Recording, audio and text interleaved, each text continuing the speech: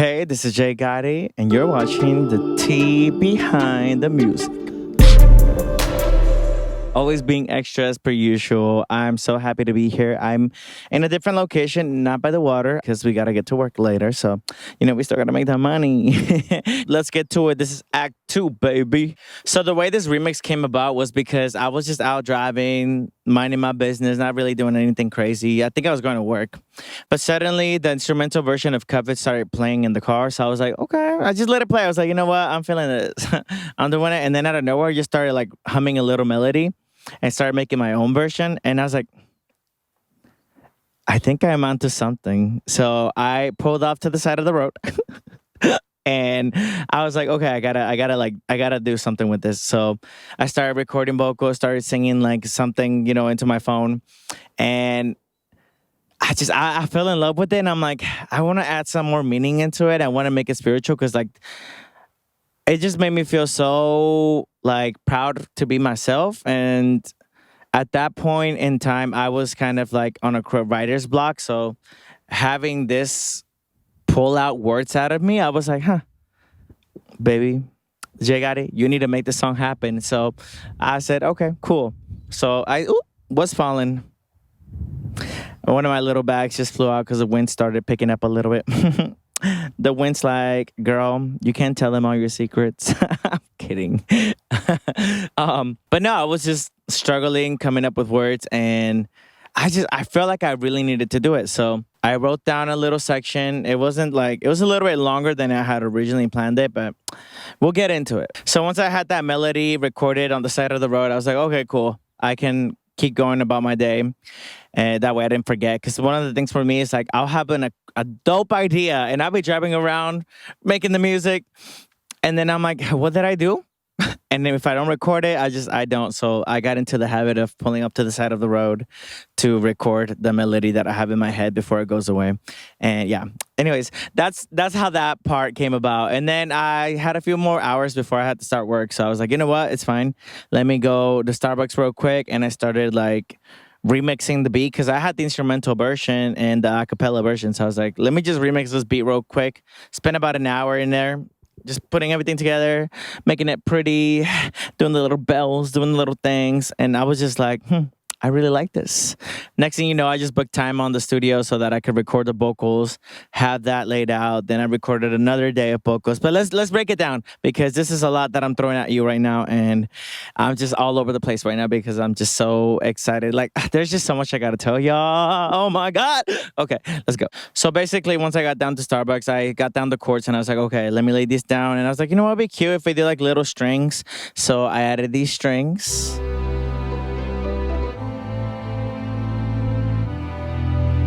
Because I was like, it would be cute if it was like a softer version. Originally, I was trying to be more intentional with it. So I was like, okay, let me give it a little bit of emotion. And for me, strings always pull out my heart. So, but let me stop being extra. So I did the chords and I was like, okay, this sounds cute. So then I layered it with her vocals and I was like, oh, this sounds really beautiful. Like, I was just very happy with it. And then I was like, let me add a little synth to it. So this is the little synth I added. I feel like falling in love. I feel like falling in love. I basically just wanted that to match Beyonce's vocals and then do its own thing later on. So it can like be like hang out with her, chill. And then it just like, I'm going to go do my own thing and party with the gays.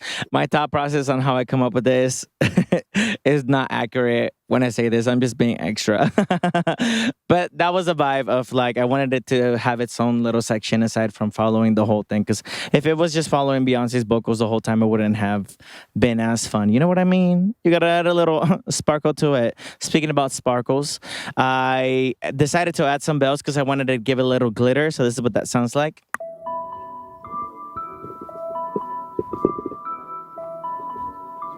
I'm trying to get better at posting when I'm like standing versus just me standing here like. But that's what it sounded like. I was very happy with it. Everything just flew so smoothly. And I'm like, okay, I really am onto something with this. Everything just felt so, I don't know. Like, when God speaks to you and your guts just says, you got to just make this happen. You got to do something. So that was like the first step. And originally, when I created that section for myself, Well, we'll get into it later. Hold on.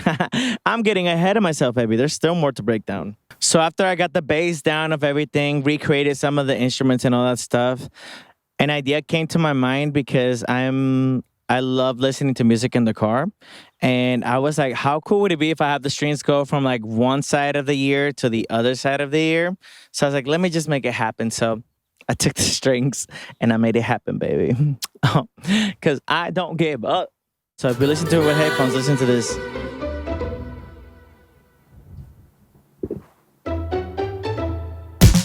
And then I brought it back with the intro of the, you know?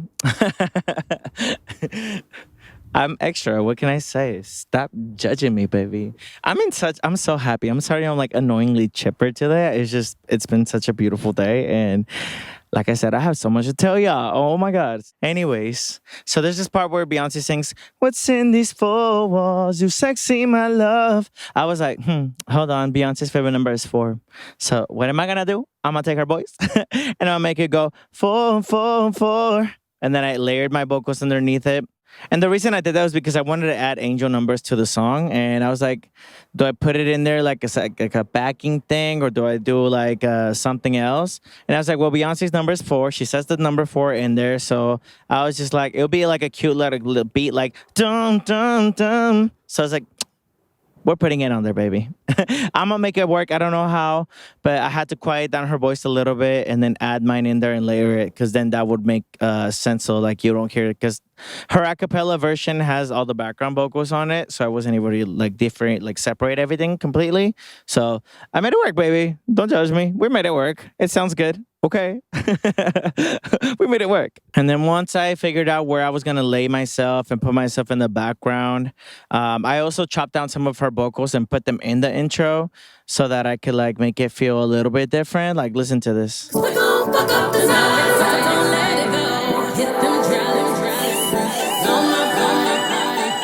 Literally incredible. I'm like like I said, I'm so proud of this remix. Like, I don't think you understand. Like, I was showing it to like all my close friends. I was like, I'm gonna submit it to Parkwood. I don't know how I'm gonna do it, but I'm gonna do it. I tried. I don't think I got anywhere with it, but that is okay, because I keep saying this song is gonna change my life. I don't know how or what's gonna line up in order for this to happen, but this song's gonna change my life, and I just know it. I feel it. Like I said, God would not have put that in my heart if it wasn't meant to happen. And so much symbolism that's been going on lately. We're gonna get. Oh, I need to stop. Okay, I'm so excited to share this with y'all. Like, this is crazy. But yeah, let's keep going with the song. So once I realized the best part for me to fit into the song was in the bridge where she goes hypersonic, sexy, running. I had to give you a little show because I'm extra. I was like, okay, cool. So I made the space, created this little gap, added my instrumental that I had been working on, added her instrumental, blended them in, made it work so that it feels natural and it feels like a really genuine remix that I was asked to do, even though I wasn't. But I did it because God told me. So listening. I am actually really happy with how it turned out, because honestly, like, it worked so perfectly because I was able to keep some of the parts, but also I was able to make room for myself to be in there. Like, one of my favorite parts is I just wanted it to, like, one of my favorite things about it is it feels like you're about to lift off into space and you're going to levitate. Can we get a shot of me levitating? We already did that. No, but for real, I was so happy with how that came about, because it's just like, like I said, everything was flowing so smoothly. And like this happened like within an hour, because Starbucks was about to close, so I had to leave there, and it was just flowing so smoothly and working in my favor. So I was like, just continue to trust, continue the process.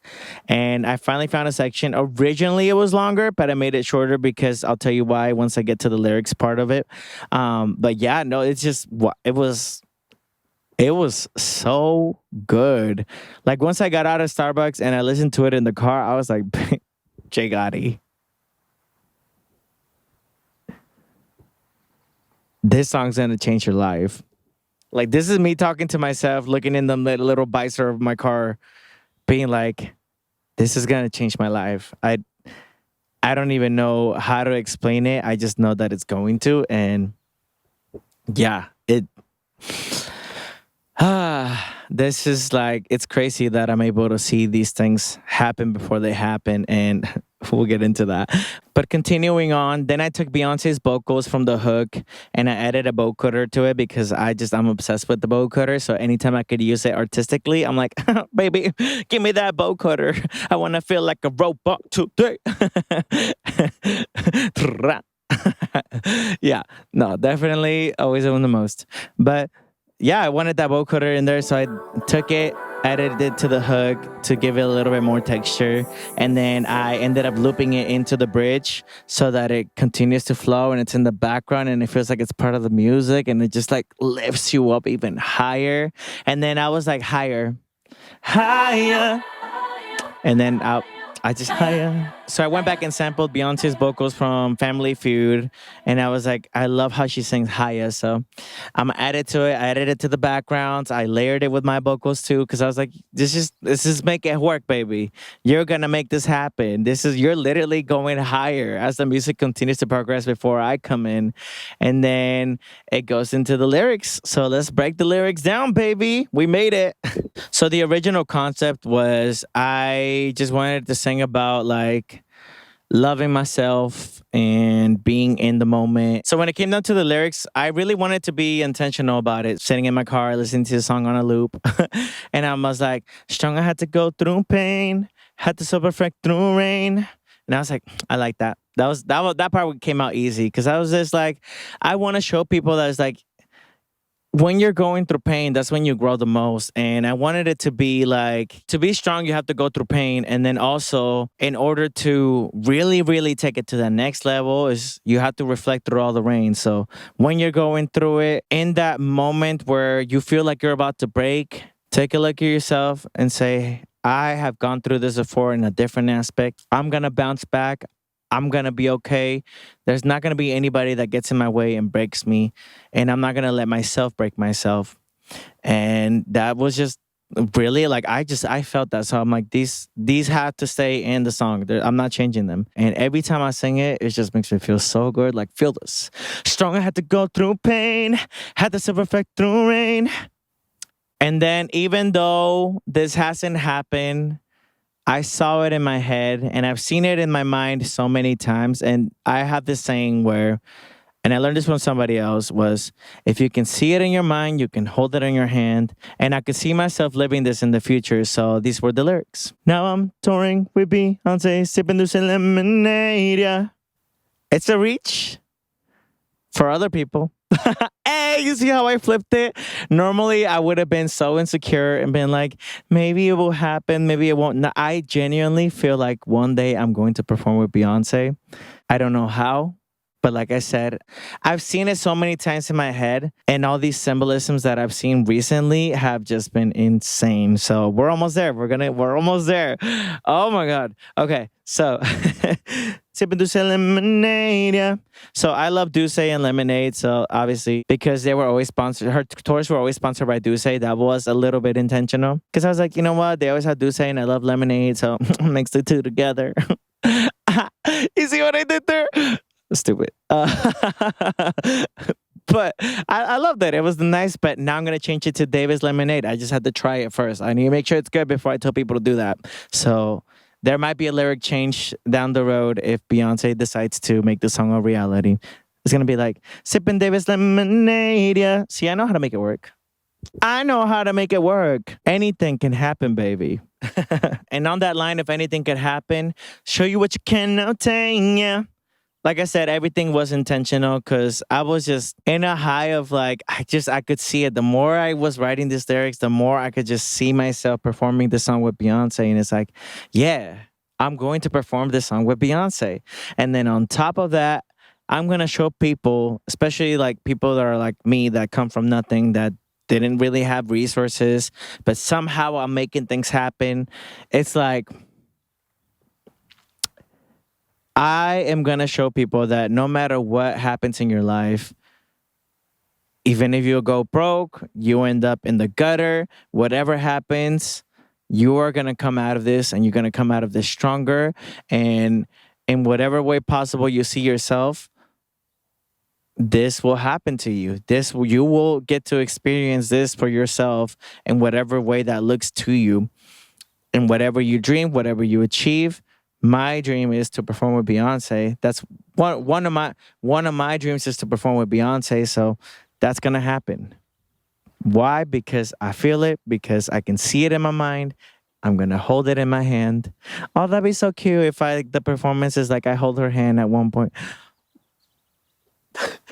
Now I'm getting emotional. Woo! Like I said, ooh, chills. Hopefully you could see that in the camera. That's crazy. Um, and all of it is just literally just trusting God. Because if it's happening for me, it can happen for you. So trust yourself, trust God, trust your gut, and follow your dreams. Literally, it's that simple. Now for this next line, I love this line because it had a double meaning because I am a homosexual. I, because I'm gay. And it was like, loving on myself, that's gay. Yeah.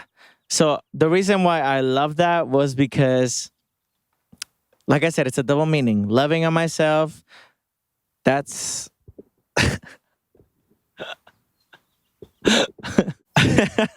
I can't even. Why am I like this? Okay. Loving on myself is like me kind of like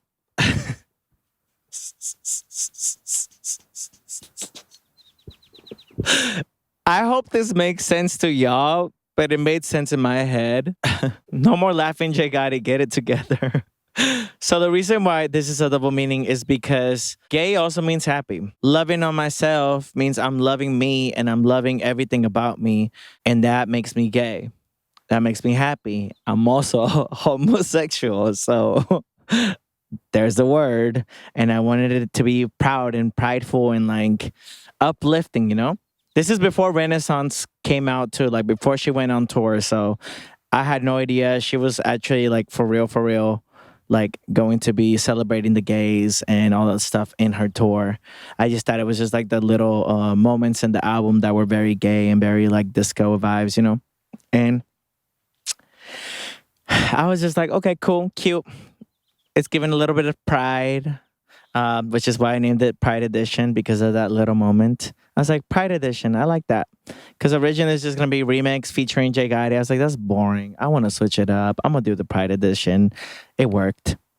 It makes sense in my head, but I hope it makes sense to y'all. But that was my thought process. I have to call myself out. If, you know, this is me. Accept me for who I am. I'm showing you. Listen, I'm one of those people that will show you who I am 100%, even if I'm embarrassed by it later on in the future or people think it's dumb. I don't care. I'm myself. I'm a good person. I look out for people. That's all you need. You know, but yeah, this is me. So as I mentioned earlier, my section was a little bit longer because of the lyrics that I wrote. So at this point, I was in the process of recording the song in the studio. I had booked that an hour session at Green Tea Studios. Check them out. I love that studio. It's so relaxing. Back on track. So I was in the studio recording the vocals already with the older text. And I was like, I didn't feel it. I'm like, you know what? Let me shorten it up. So I shortened it up real quick. Did that last minute. It's fine. I can make it happen quick. And then I realized I can make it 3 minutes and 33 seconds. So adding more angel numbers to it. Everything's intentional. So I did that. I shortened it even more. And then I was like, well, damn, how am I going to like blend it in? And then Loud and Proud just kept coming back to me. And I was like, okay, I'm putting that back in there. Because like I felt like I already had said everything I needed to say to be intentional with the song. So the fact that I shortened it even more, I was like, okay, well, now it doesn't make sense. But that was like, no, hold on. I think I have something. So then I was like, Loud and Proud for the people who can't wait to come out and play. I was so gagged at myself that I just started laughing, and I was like, you see what I did there? So I kept that in the song, actually. It's somewhere in the background vocals. But let me just play for you now. Why am I telling you? To come out and play. You see what I did there? Hopefully you can hear it. I might do the acapella when the editor figure it out. I'm the editor. But yeah, no, I love everything I do, and like I said, everything is intentional, baby. Everything just all I can say is thank you, God, for making me so extra. Because it makes me happy. And honestly, adding that line in there and blending it in with Beyonce just made it that more special because I could harmonize with her, but also like for the people who can't wait to come out and play. It's a double meaning because it's like we're standing loud and proud for being there for people who, are just ready to come out and vibe and have a good time and be in that good energy, but also for the people that are in the closet and are ready to finally be free and come out and not hold themselves back anymore because we don't deserve to be stuck in the dark just because we're made to be afraid of who we are because people are afraid of us. It's like, listen, if you have good intentions and you're a good person, do not let evil people or people that are broken or people that have demons that they need to fight hold you and put you in the dark. Because I truly believe that if we have a platform and we're able to uplift people and show them that we can create a space where they don't feel like they have to get stuck in the dark, where they don't feel like, oh, I can't be myself. Listen, being gay is just such a small part of who you are as a person, gay, bi, pan, trans. It's not everything about you. We stand proud in what we say and what we do because we have to, because we need people to see us for more than what we are, if that makes sense. We need people to see us for a bigger picture, for just for showing love, being human, caring about other people. Like that's what we need to show people. And when I say standing loud and proud, we have to do everything with our heart to show people that they can come out, be free, but also that they can have an open heart, that they don't have to walk through this world feeling stuck or feeling like they can never be themselves, because I was in that moment when I was younger, and I've known I was gay since I was 6 years old. I know I mentioned this before, and I just felt like I could never be me and I wanted to be something else, and I tried to change everything about myself, and it's just like I didn't have to do none of that. I let other people put me in that position because I just didn't feel like I could be myself. And being so smart at a young age, like knowing this stuff, I dumbed myself down. I made myself smaller. I tried not to smile as much because somebody would be triggered by my smile. It was just so many things that I broke myself down, put myself in a dark place, and almost ended up not being here because I let other people that are not healed take control over myself. And I wasn't hurting people. I wasn't going out trying to like do anything to anybody. I was just living, I was a child. I was just living my life, and I felt like I couldn't even be that. So don't let people break it down. So that sorry, I'm like thinking about all the stuff in my head. But the main thing is I want to show people that if I'm able to somehow make this happen and end up on stage with Beyonce after speaking life into it, after trusting my gut, trusting God, and trusting that I'm being led in the right path, you can too. There's just so much love that we can share with each other and push, and like we can make it happen. Honestly, we can do anything we set our minds to. Beyonce taught me that when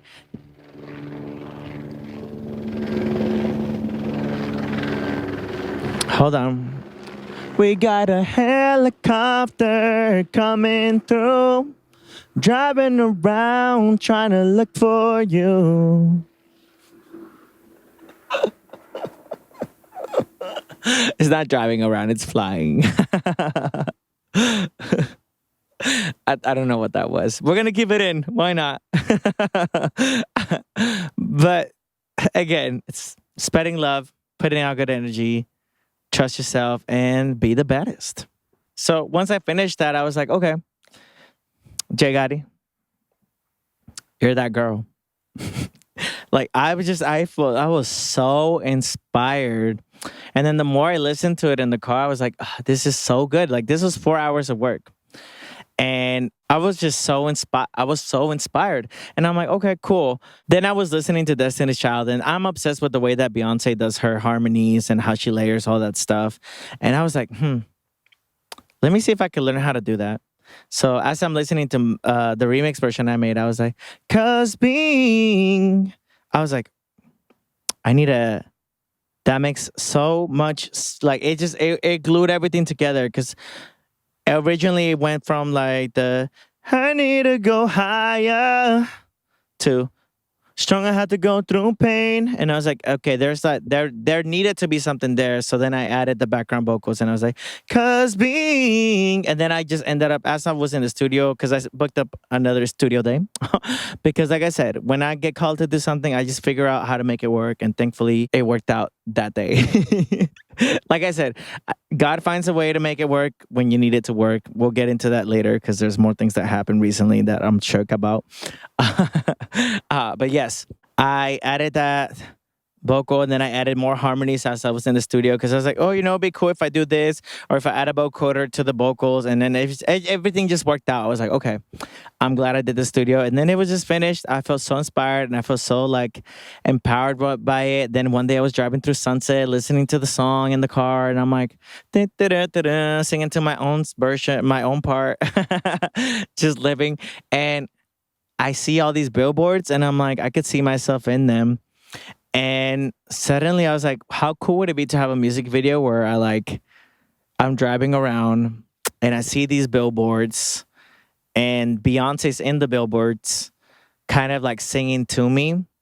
And I'm like, I don't know how I would pull that off, but let me figure it out. So I ended up just stopping on the side of the road again, and I recorded a shot of me getting into my car. Like I don't know what it was, but I was just like, I had to, like, this has to be the shot that starts off the music video. Like if I were to make a music video, this is what it would look like. That's kind of where I was at. I wasn't planning to make a real music video. I was just like, let me just do it. So I did that, recorded that section. I was like, this is cute.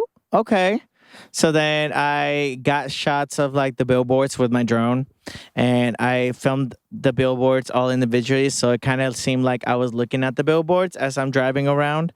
And then I was like, this is like all coming together. So I was like, you know what? Let's just do a music video. And then I remember I had B-roll shots of Venice Beach because I went there to do like test shots of the water and stuff like that. And I'm like, I really love these shots. And I love, like I said, I love being in water. So any way I can include it, include it. Let's go. And it all just started coming together.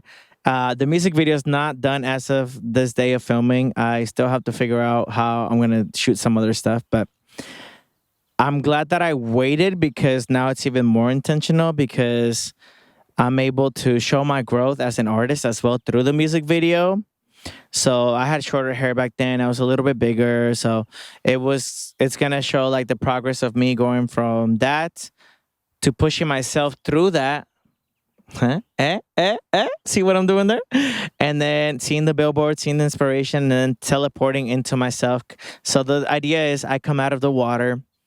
So after the part, strong, I had to go through pain, had the sub effect through rain, everything disappears. And the music gets quiet. The rain part echoes, rain, rain. And then the strings come back. And I'm basically underwater, just floating in there, like passed out. Like, I don't know how to explain it. Like, it's like a very spiritual thing. Like, think about being baptized and being reborn. Kind of vibe. That's kind of where I was going with that in my head when I was writing down the music video concept. And there's specific parts as the strings are playing the chords of the song where like I wanted to have my mom ask me like, why are you crying in the song? And I wanted it to kind of reflect my life, little moments of my life that I have recorded, and just put them in the background just to kind of show the overflow of my growth and show people like that connection to me and like how I was going through, like especially that part where my mom would ask me why I'm crying. That really did happen. I don't have a recording of that, but I'm gonna have her record it for me in Spanish because that's how it happened. And it was a moment where I was sitting in the car with my mom, and at that point, that's when I came out to her, and I was just having a rough day, just crying, and she couldn't like understand what was going on with me. And I had broke. Like normally, like if I would get upset, I would just be like normal. But that day we got into the car. My sister was in the back of the seat, and I just like couldn't talk. She kept asking me what's wrong, and then I just burst out into crying. So then she asked why I was crying, and that's when I came out to her. So I wanted that to be part. I want that to be part of the music video to kind of give off that vibe. So, yeah. Like I said, we're going deep with this music video, with this song. Like I said, this song is very spiritual to me because I felt like God was planting seeds in my head, and my gut was just leading the way, and everything's working together. I'm happy that I brought life into it and that I'm making it happen. Now all I just need to film are the green screen scenes so I can Photoshop myself in Beyonce stage and make it look like I'm performing with her. So I could like have that visual on there and kind of like bring it to life. And then I want to have a scene of coming like underwater, so I have to figure out how I can uh book a studio that has like an underwater thing so I can shoot the underwater scenes. And then I want to shoot coming out of the water and the beach and make it beautiful so that it gives off like a Destiny's Child Survivor thing, because that's kind of the vibe that I was going for as well. So yeah, we're gonna make it happen. Well, we'll talk more about it once I get closer to that, and then we'll break that down. But anyways, I went off on a tangent. Let's get back into this episode. I just get so excited and I get passionate, and then it just, one thing leads to another. Y'all know this. This is the 8th episode, I think. I don't know. I'm behind this time because there's just been so much going on. But yes, most likely this is the 8th episode. So yeah, no, I'm very grateful that I get to do this and that I trusted myself in starting this podcast because, like I said, I just feel like God has just been showing me little signs that I'm on the right path, and everything's just kind of like working together. So I'm like, okay, cool. I'm going to continue to trust and continue to follow my path. And literally, so this is what started this whole episode series that you're watching right now. I was at Starbucks and I have a friend that works there, and he was telling me like, hey, you would be really good. Shout out to you, Angel. Love you, man. I'm always going to say I'm thankful for you. I'm going to make a little clip just for you because you are that special. This is Angel. Thank you, bro. I appreciate you because it just, okay, let's get into it. So yesterday, I went to the SoFi Stadium to film the episode and interview people because Angel said I would be really good if I did the interviews and interviewed people out there. So I was like, okay, like that would be cool. And so I planned it out. I was like, okay, let me go.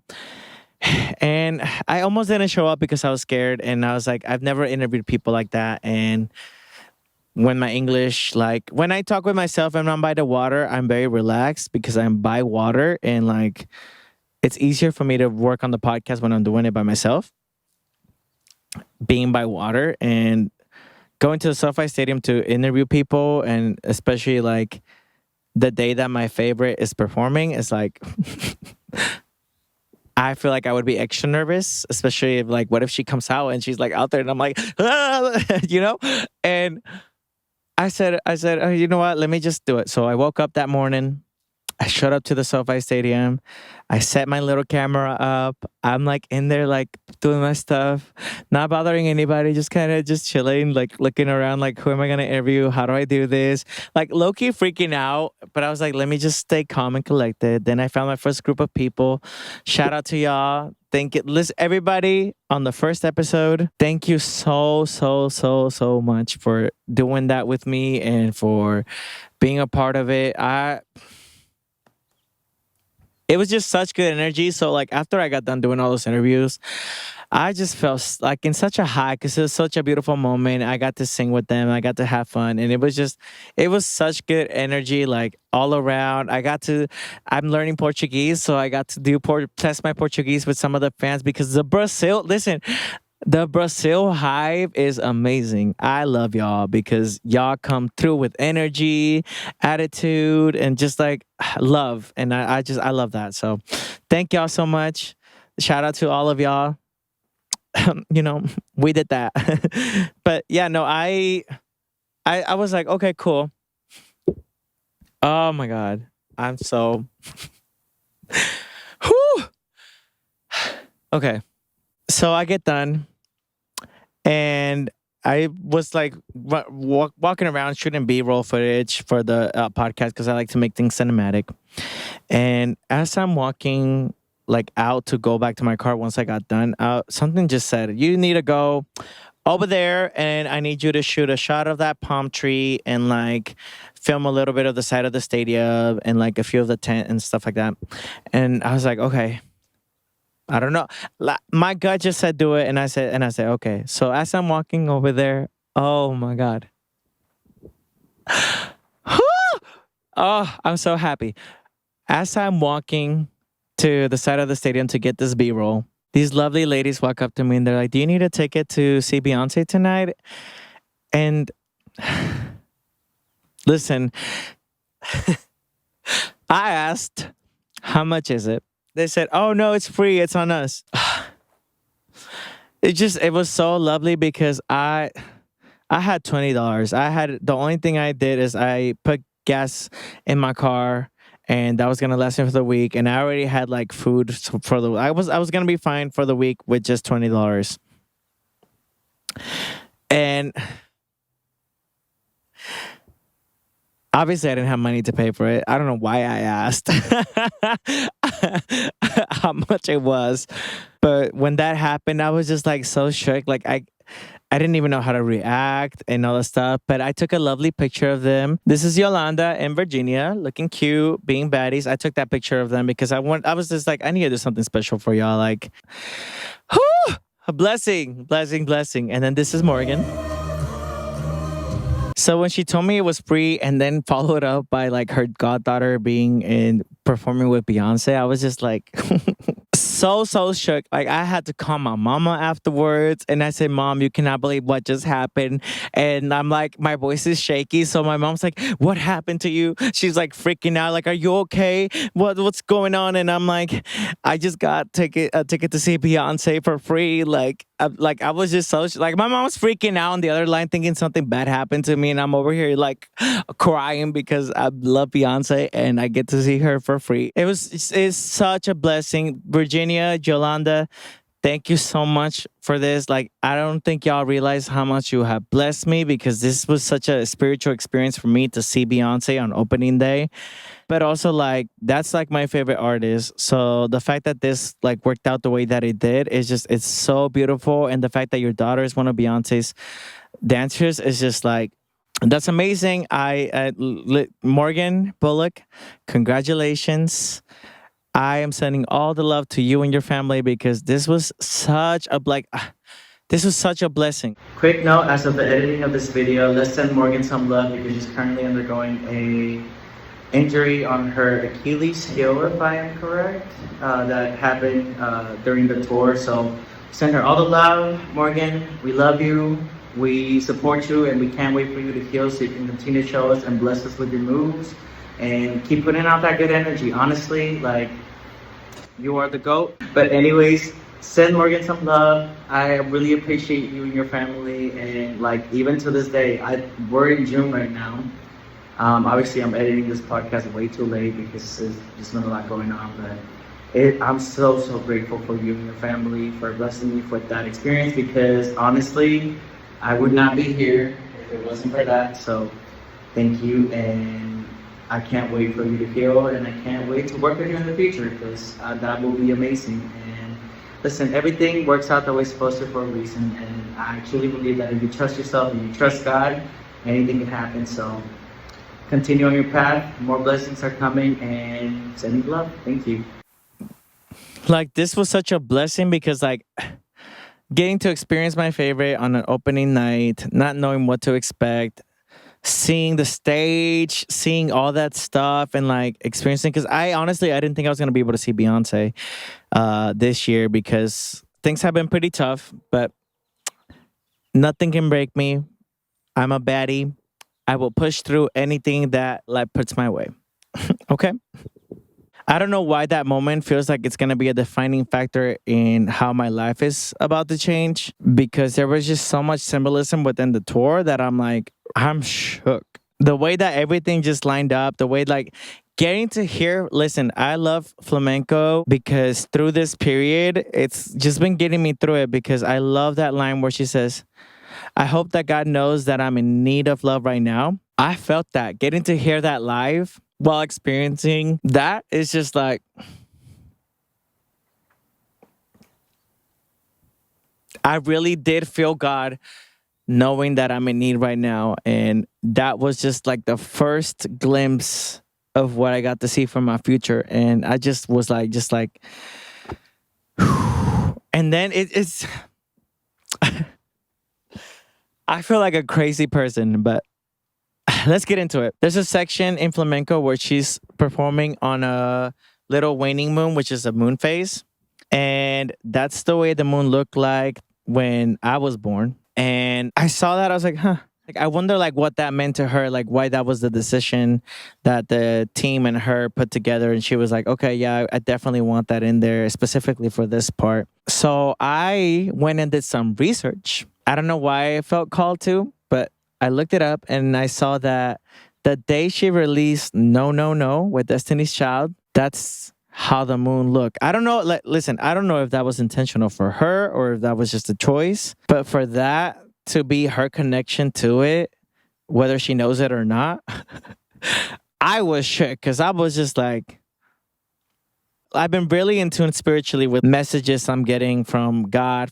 And like everything was just very spiritual. And then when she performed Cuff It on stage, the horseshoe she got on, it was orange. And orange is one of my favorite colors. And for some reason, I've been seeing orange and pink a lot, which is part of my aesthetic now for my artist stuff. Cause I've always been drawn to those two colors. I remember last year there was a cute shirt that I loved that I still want to buy, but didn't buy it because obviously I didn't have the money because that was expensive, like extremely expensive.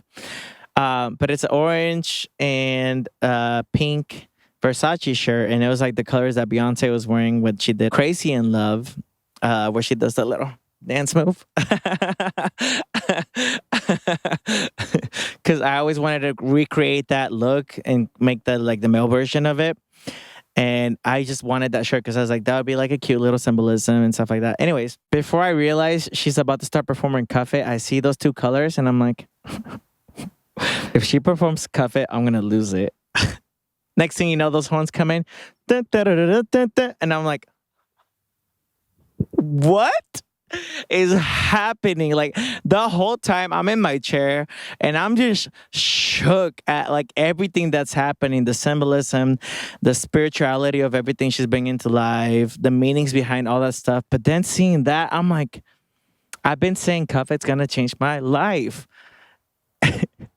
And she's getting into that little square stage on the stuff. And I didn't expect her to be flying. So I was already shook from her flying.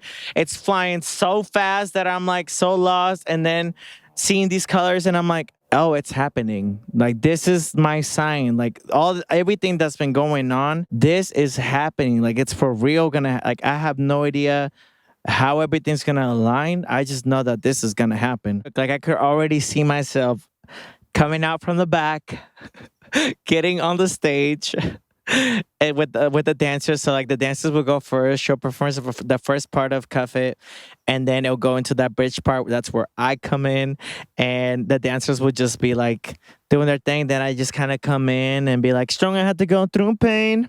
And they do like this dramatic entrance. I see a performance in my head. It's not fully together. Like I said, so after the concert, this was such a spiritual experience for me. I felt so energized and so like, just so grateful. So after the show, I just said, I'm going to go to the gym. I'm going to work out first and then I'm going to rehearse and come up with choreography for a set list and do something, you know? So I'm like, okay, cool. I go to the gym. I rehearse. I'm like doing my thing, getting my moves on, figuring it out, like doing all the stuff. Then suddenly I had a set list in my mind that I wanted to perform just in case I was going to open for her. But I'm realizing now that's not how it's going to happen, because obviously there's no openers, and also my music doesn't make sense for the Cowboy Carter tour. But Cuff It made sense, especially after seeing those two colors together. Everything else, I'm like, okay, so I started working on like the choreography for it. It's not perfect as of right now because obviously that was literally last night. So, we'll get it together. But um, once I get to the whole section, I will figure it out. But I recreated that whole little stage and all that stuff. So it looks, it's a work in progress. It's a work in progress, but I feel really good about it. Like I'm excited to like actually see it come to life. Um, but yeah, hopefully by the time this comes out, I'll already be ahead in it because this is gonna be very delayed. Because like I said, it's a lot going on right now. But yeah, no, it's just everything is. I'm gonna perform with Beyonce. I don't know how, but it's gonna happen, and I am speaking it into existence, and I am feeling the energy. There's so many beautiful birds flying around. Ah, I love it. But yeah, I'm gonna shut up now because now I'm feeling a little crazy with all this symbolism and all this lot of everything. I just know that God is putting me on the right path. But seriously, thank y'all so much for doing this for me. Like literally, I don't know how many times I can thank you. I just I'm gonna thank you for my whole life. Just so you know how much this means to me.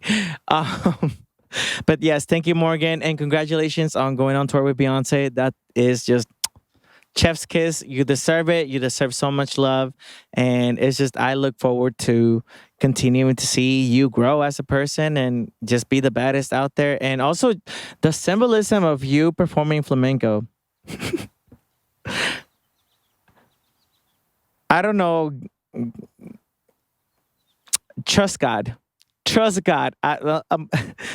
Wow. Trust God. Trust God. Needless to say, honestly, whatever you're going through with your life, you gotta trust your gut. No matter what, trust your gut, trust in God, trust that you're on the right path because it's so crazy how things can happen so like that. I was working in a place where I was making good money, and to be honest, like we were not in alignment, and I felt like I wasn't even in alignment with myself because I wasn't making as much music as I wanted to, and I wasn't focused on my career anymore. I was just editing videos all day. Like I was giving too much of my life to this, and it wasn't something that I was even passionate about. So I had to really like take a step back. So I left that job. Didn't really had any backups or like I didn't know what I was gonna do. Honestly, I just said something will work itself out. I will figure it out, and it was a couple tough months. Honestly, I was really, really struggling, and I continue to trust God, and thankfully, somehow, some way, I was able to still have food, still have a place to live in, still just everything was just working out and have support. And thank God for that because that doesn't happen. And I felt so like, okay, what's next? How do I like what is my next move? How do I get out of this? And for that moment to happen in the way that it did, it feels like I am doing the right thing because honestly, if I didn't leave that job that I was doing, I wouldn't have started my own podcast. Because that honestly is what got me to be like, well, you know what? You've been uplifting everybody else but yourself. You keep making everybody else grow but yourself because you're just taking care of everybody. And I'm like, yeah, but like I saw potential. I saw this. No. So I'm like, you know what? No. You can do that for yourself. So I started this podcast, put myself out there. Honestly, like I have a hard time with speaking. Like I can talk to my friends, people that I'm comfortable with for hours. I'm a little chatterbox. But like to be in like a setting where I'm like with myself, with my camera, like alone. doing this, it's like a lot harder for me to speak just because my English hasn't, like I mentioned this a couple times in the podcast, my English is not the best. So I've had to continue to like grow and get better. And it has been growing a lot better because my accent's not as thick anymore. And I also can articulate a little bit better. But what calmed me down was like, why don't I just film the podcast in the beach? I've always wanted to do something like that. So I was like, you know what? Let's film at the beach. The beach has been my blessing. And honestly, being by the water is very relaxing for me. So I'm just like, let's go. Let's make it happen. And if I didn't start doing that and start talking about my songs and all this other stuff, that wouldn't have led me to then Angel telling me to go and do the interviews out there because he thought I would be good at it. And I did it. Then that led me to leaving and getting to see Beyonce for free. So it's like I'm seeing little things just kind of line up and I'm like paying attention. So pay attention to your gut, pay attention to the signs, and most importantly, continue to trust yourself because you never know. Like right now, I am trusting myself and trusting my gut to keep rehearsing as if I'm performing with Beyonce because when it happens, I need to be ready, baby.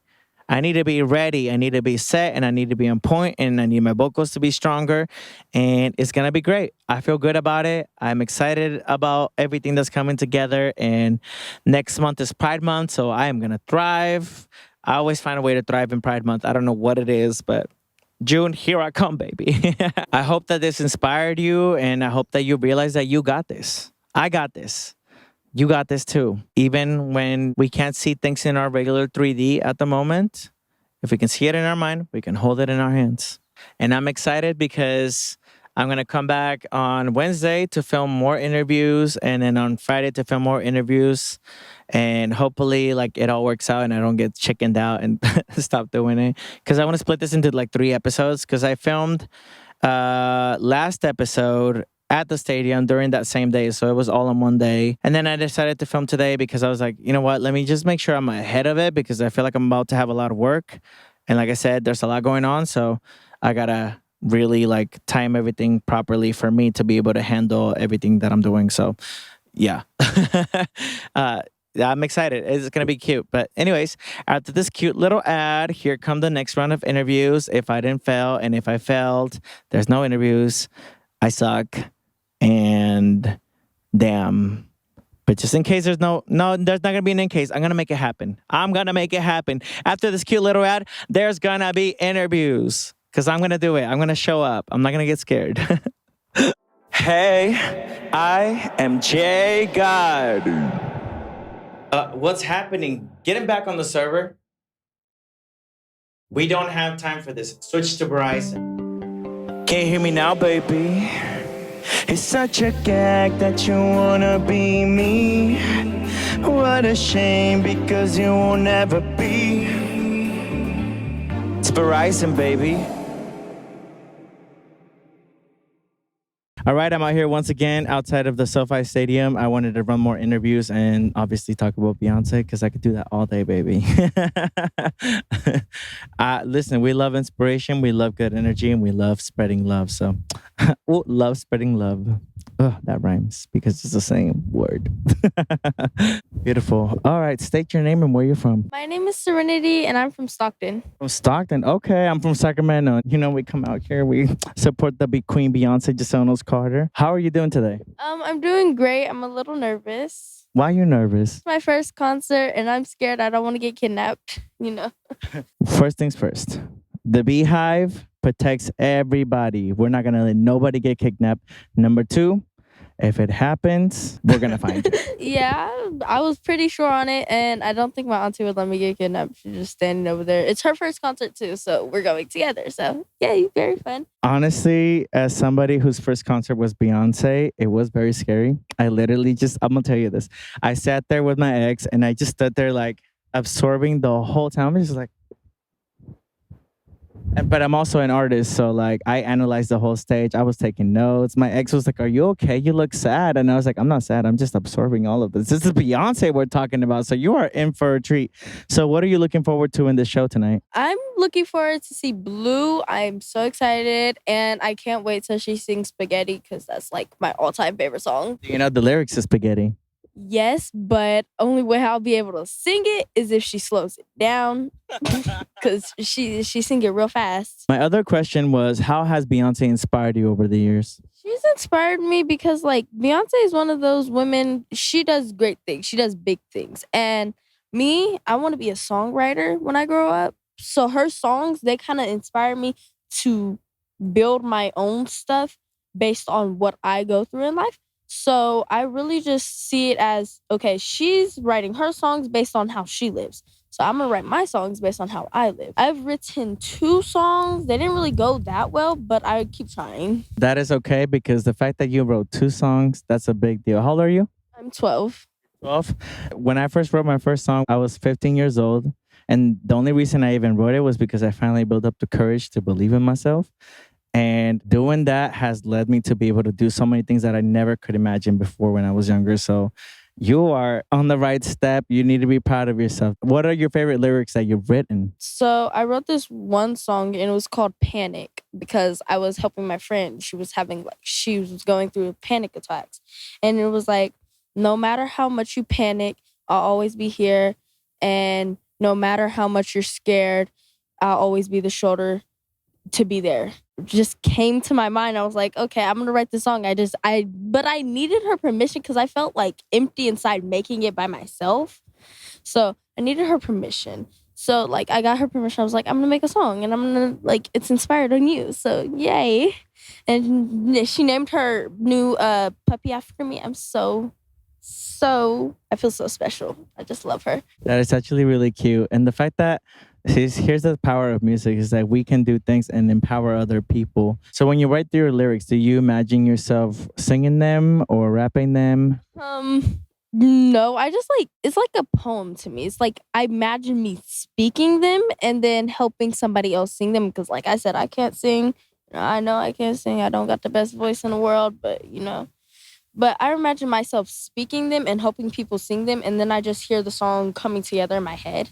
So, that really helps me get all the lyrics put together. If you were able to sing, is that something you would want to do? Yes. Now, I'm going to tell you something.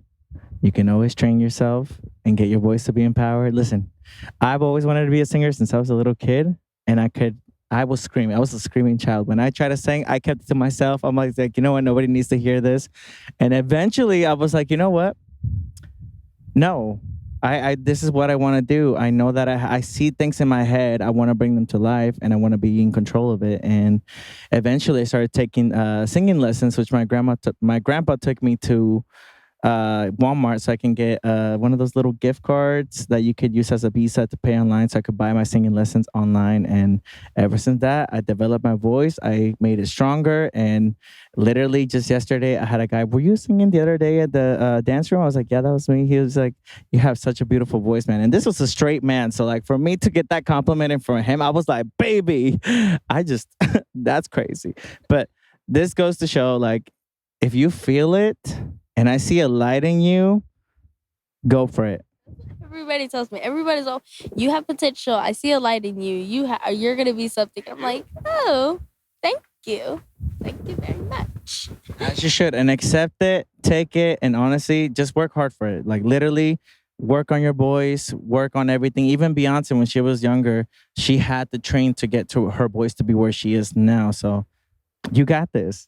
I'm just very nervous and excited. I can't wait, bro. I'm gonna very much cry. As soon as the lights dim, I'm gonna cry. I was like shocked just to see her posters on the wall. I was like, oh my gosh. I'm so excited for you. Honestly, this is big. Yeah, tell them where they can find you. Okay. You guys can find me when I grow up because right now, yeah. Just kidding. I'll probably have an account on Spotify when I grow up. You will have an account on Spotify when you grow up. Thank you. You just light my day up. Good. I'm glad. I'm happy to help out. Thank you for this interview, and I hope you have a good rest of your time. Tell us what is your name and where you're from. Leah Renee. I'm from Stockton, California. That is wonderful. We represent the North Side. I'm from Sacramento, California originally, but I live here now. So tell me, what is one thing that you're looking forward to tonight for Beyonce's concert? I can't wait to hear Two Hands to Heaven because that's my favorite song on the album. So I'm really excited for that. And I'm double excited to get to see Renaissance, even though I didn't get to go to that tour. So super juiced. Nice. Do you know the dance for Two Hands to Heaven? The one on TikTok? On my hip, over these hips, you grip, I grind, and taste this wine. So when you see a light in someone doing music, how would you tell them to protect that light so other people don't try to dim you down if you see somebody kind of like picking at it? I think mostly, okay, I don't like people to be in other people's dreams, but if you see someone with a passion, and even if you don't think they're good at it, and most of the time encouragement is what makes that person not afraid to like step outside of everybody's little box that they want to put there. I like unique artists as well. I also like mainstream, but I like anybody who just lets their voice just be what it is instead of trying to conform to this society is like what we think is good, what we think is bad. I think it's beautiful. I think just encouraging people and telling them that it's beautiful is helpful, even if it's in a small way. That's beautiful. Thank you. So, how has Beyonce inspired you in your own career? Well, I've been wanting to go to a Beyonce concert literally my whole life. I'm a 98 baby. I just been wanting to see her. And I think every year, like anytime she had a concert, I'm like, oh, I want to go. But I kept like, I don't want to go because I don't want to go by myself. And my friends don't like Beyonce. And my family don't like Beyonce enough to want to go with me. So it's like, okay. And all those years, even for Renaissance, I was like, oh, I can't go because nobody's going with me. And then this concert, I'm like, fuck it. Like, I'm going because I want to go and I want to see Beyonce and she's my favorite, so I'll go by myself. But then my niece ended up like, I want to go TT. I'm like, all right, well, let's go together. So I think just finally letting go of everybody else not wanting to go and just coming, I'm so excited. I can't wait to see what's going to happen. And then there's Act 3. I know I'm going for that. And that's on Amen. Because, yes, honestly, like, my first concert was Beyonce, too, back in the Formation tour. But I had to force my man to be like, I need to go. Like, I don't think you understand. And eventually I got him to, because he wasn't. That has got to be a North Cal thing, because I feel like everybody's like, oh, Beyonce. There's like, it's like bandwagon or something. It's not bandwagon. Like, you like who you like. I don't hate on people who are like other people's fans bigger than Beyonce, because your opinion is your opinion. That's why there's so many different artists. Like, you can choose whoever you want to, whatever you like. But then to hate on just one person all the time is so annoying. It's like, I can't tell you what to think, but like, have your opinion. Just say you don't like the music. Fine, whatever. But don't say she can't sing. That doesn't make sense. It's not a thing. That's lies. That's delusion based off of hatred. So my next question would be, what is your favorite ultimate Beyonce lyric? Out of all the songs? Hell yeah. Or off of Cowboy Carter's song? You know what? Let's stick to Cowboy Carter.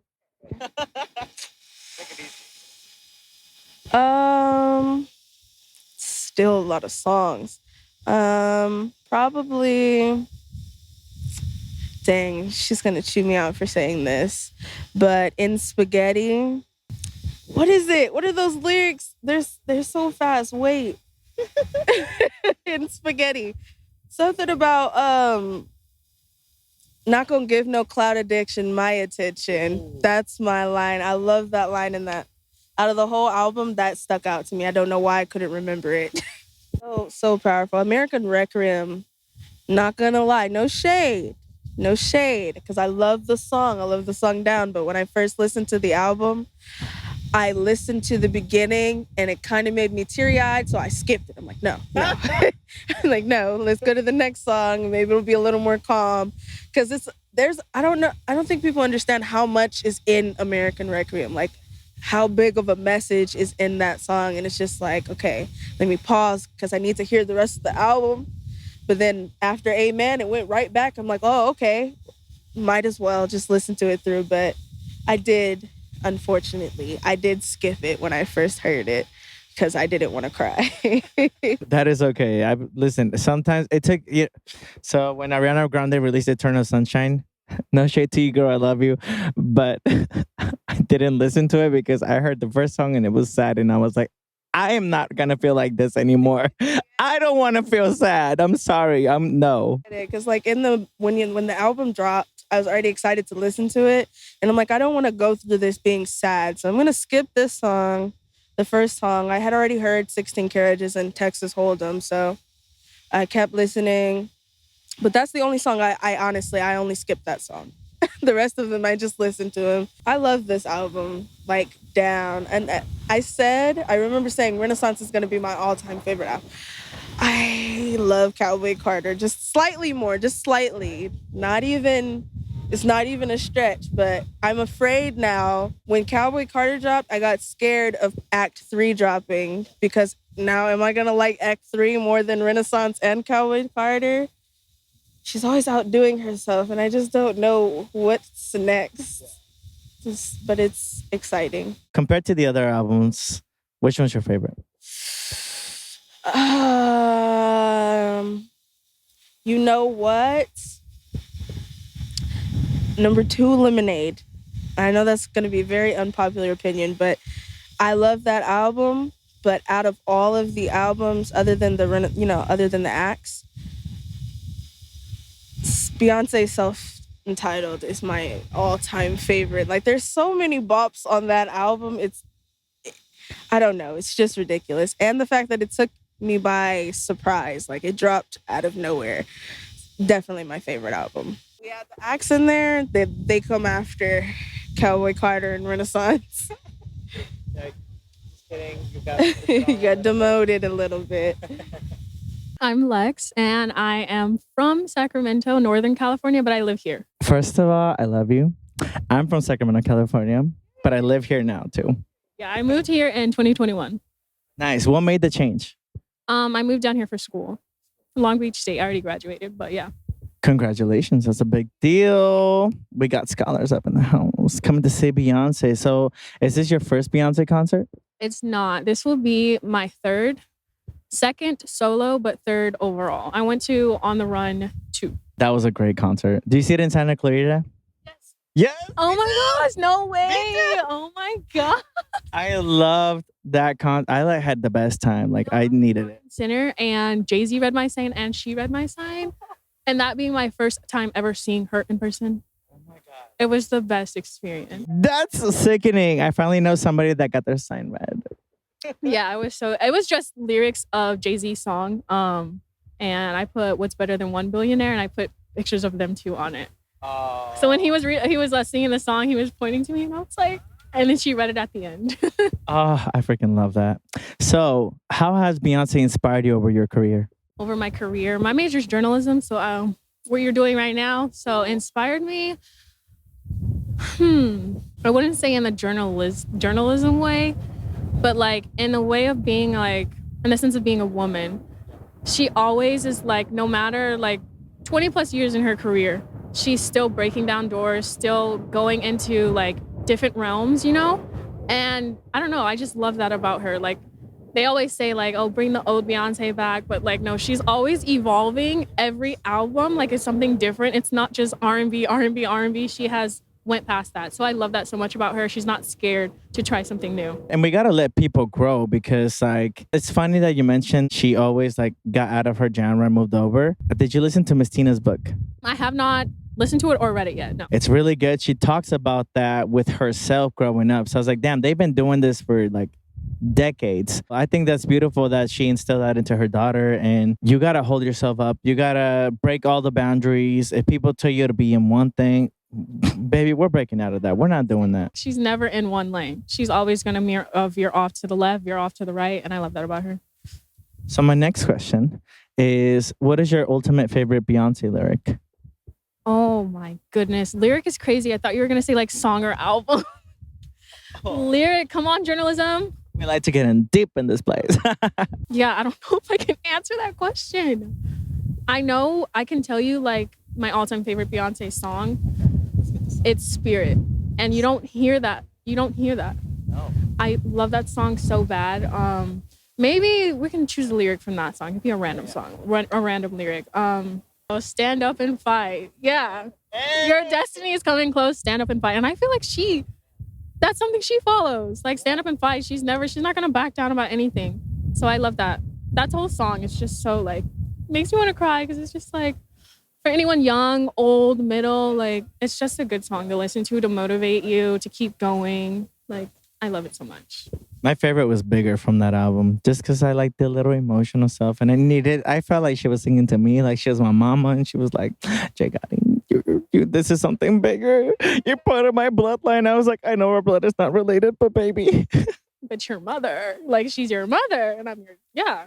Yeah, I love that song too. She practically raised me because I have the thing with like my family is like my parents are Latino, so they don't like they're English. They didn't speak very good English, and I had to kind of raise myself in the sense of like they didn't understand a lot of like what I had to deal with. So having someone like Beyoncé persevere and like push the boundaries and have all this work ethic helped me be able to like make that connection that I needed to get myself out of like where I was from and all that stuff and be able to grow and also help my family and show them a different path than what they would be used to. So that was kind of my guidance with Beyoncé. How has Beyoncé guided you in your life? Honestly, I'm a very like quiet person. I've always been growing up. So whenever I always say this till this day, but like this would be my thing, like in like high school, all my 4 years, I would be like, if I'm like sad, mad, happy, no matter the mood, there's always a song for me to listen to, especially if you're sad. You know, like there's always this, I mean, who wants to listen to sad songs when you're sad? But sometimes it helps. But like, yeah, happy songs, anything. Spirit being one of them nowadays. She's helped me that way. Like her music, I'm not like, I can't sing, but she's helped me because as you've said, like the lyrics in her songs, it can help you through whatever mood you're in is what I'm trying to say. Yeah. So she's helped me that way just to like get through anything. That is beautiful.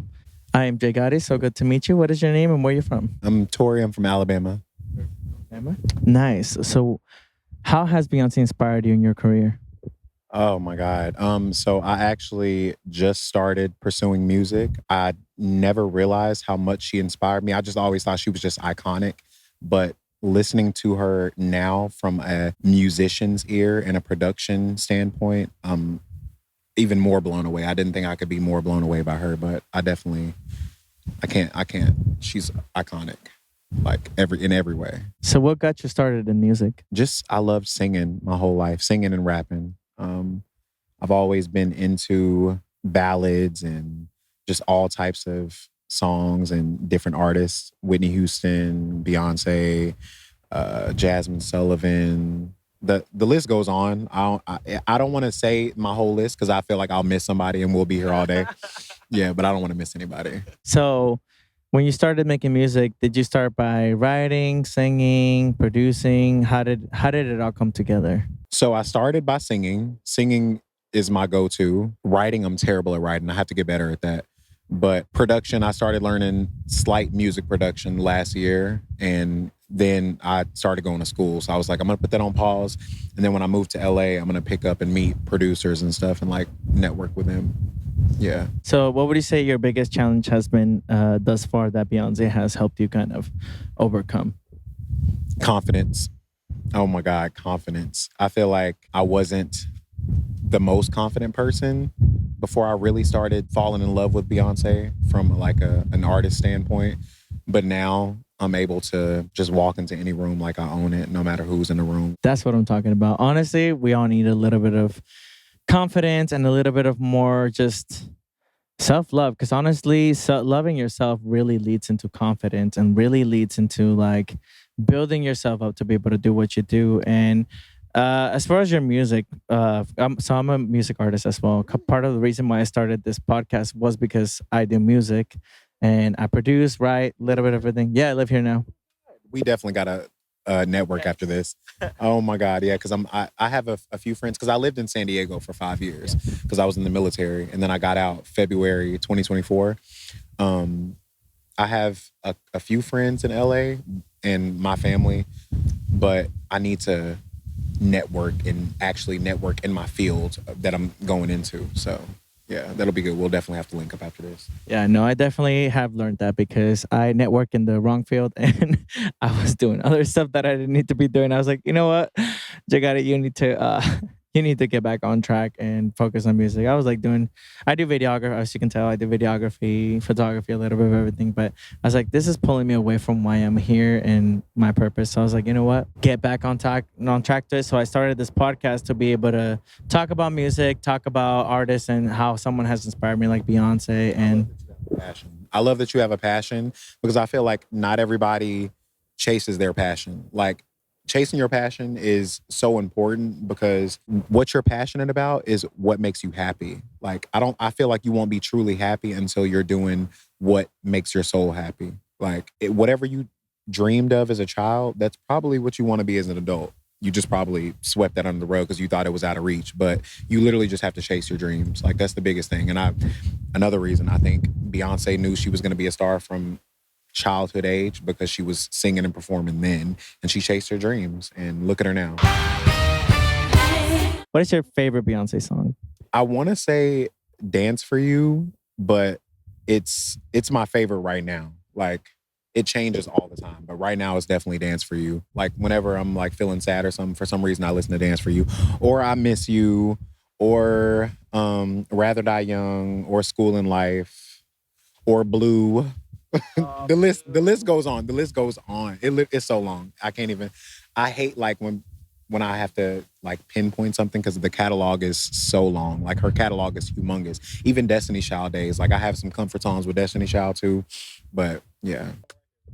What is your name and where are you from? My name is Neto and I'm from Brazil. From Brazil, nice. So you flew all the way out here to see Beyonce just sound those Carter. Yes, I flew like more than 16 hours just to watch her.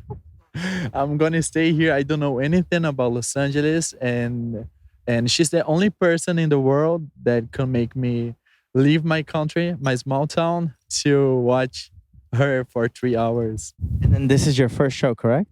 Yes, my first show. Actually, I went to the Renaissance tour in Seattle, and it was one day I stayed at the Club Renaissance, and today I'm happy to be at the Sweet Honey Pit. It's a good experience. Yes, I'm sure. So how has Beyonce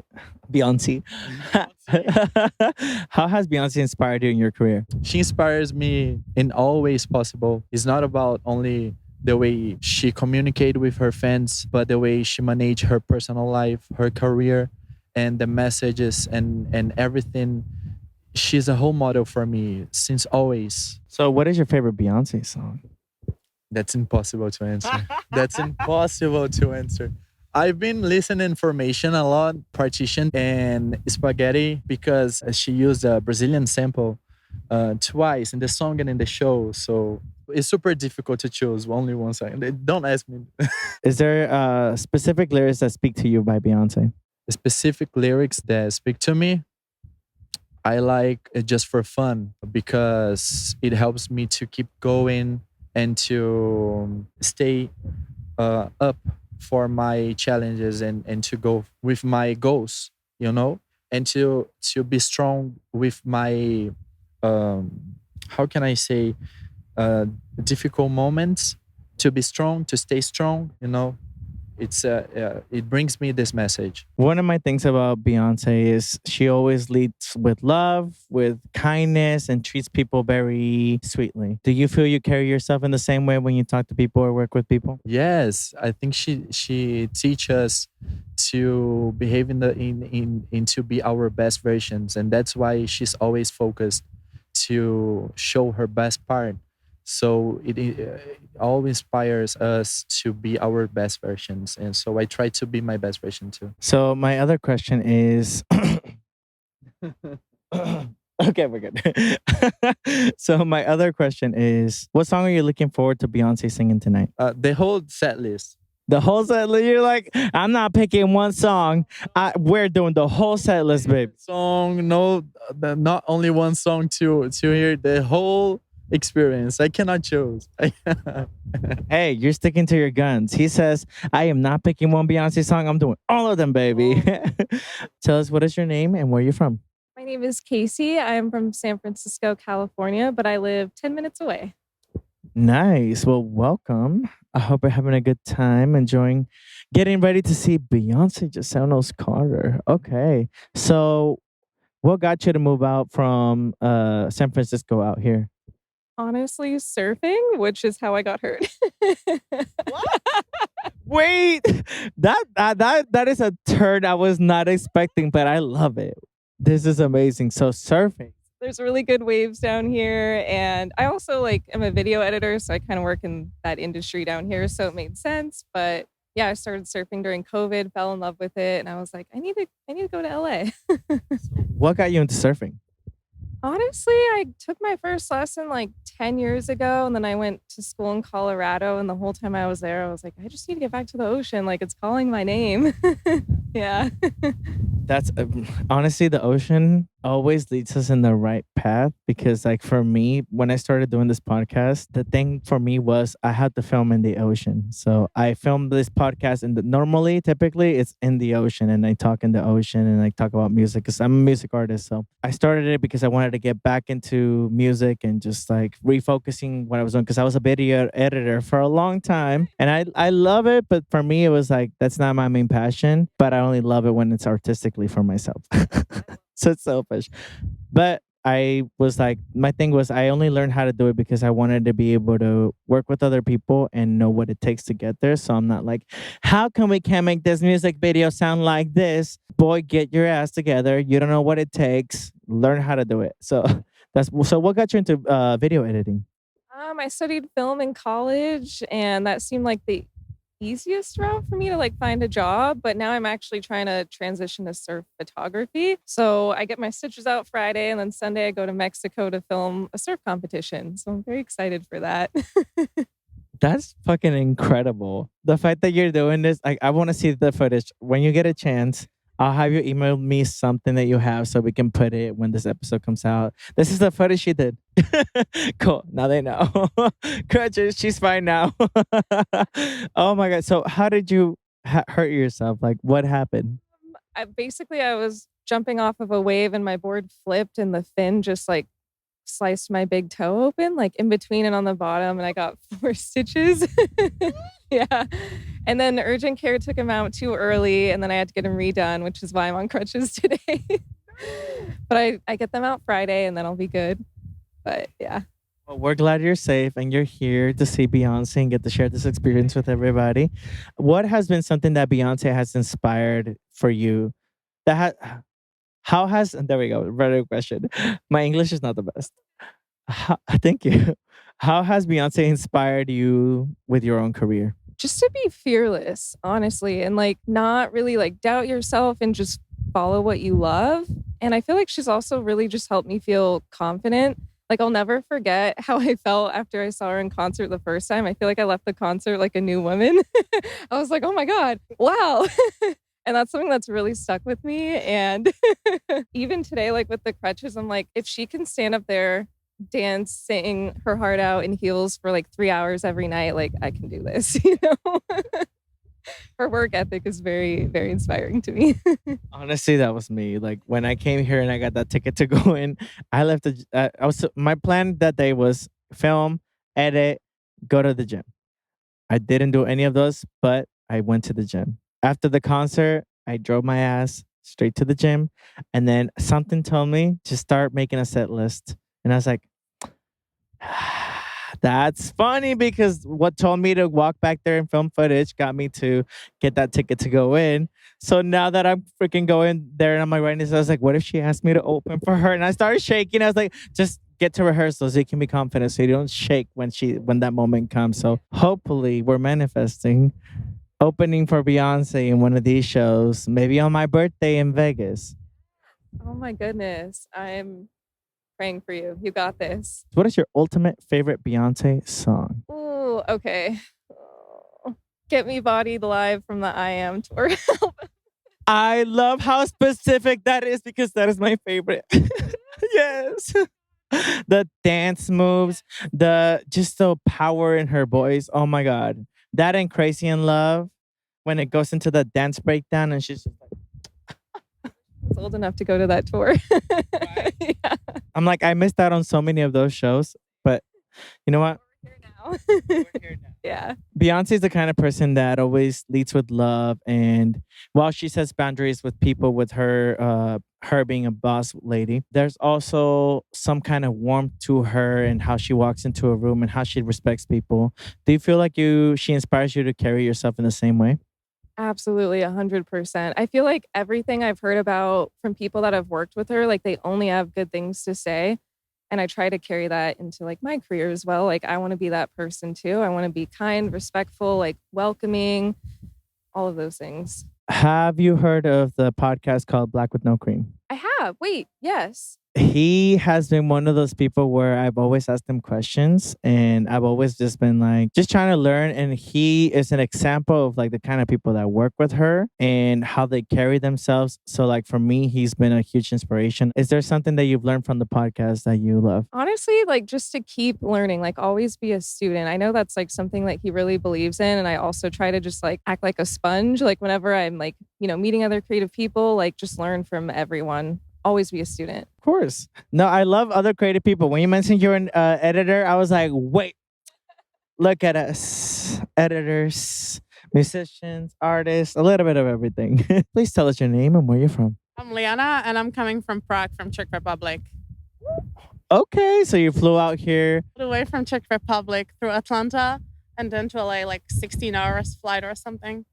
Separated in 2 flights. I absolutely love that Beyonce has everybody fly out to see her. That is power. It's beautiful. Honestly, that's amazing that you come out here. So, and you've been here since day one, right? Yeah, I've been here since day one and I'm doing all 5 shows here in LA. And then I'm coming back home. And like initially, these LA shows were the only ones I was supposed to go to. But I already started looking for tickets for Paris and London because I just can't handle it not seeing her for the rest of the tour. I love that. So wait, are you going to the Vegas show? Vegas, no, it doesn't work for me because since I live in Prague and I have a job here and I'm also graduating, this day doesn't really work for me. I would love to do it, but also financially, this trip kind of ruined me. So I won't be lying. You're like, Beyonce, I give you a lot of money. Please. be like, just take it. It's all right here next week. I asked for an advance. Mood. So what has been something that Beyonce has always inspired you to do? Actually, I've been following her career since I was little girl, when I was like 8 or 9, something like this. And I discovered her through Crazy in Love, definitely, Halo, If I Were a Boy, and these kind of like ballads. And like the thing is that I really like about Beyonce, so many people are hating on her that she's overrated and then like her music doesn't have a value. Actually, it does. It does a really like a huge value, which is kind of hidden and not many people are looking for it. And even just this tour has so many Easter eggs and includes and like everything Beyonce does is intentional. If I can just like, I don't know, for example, about her singing national anthem, then following it with Freedom, and then following it with Yaya.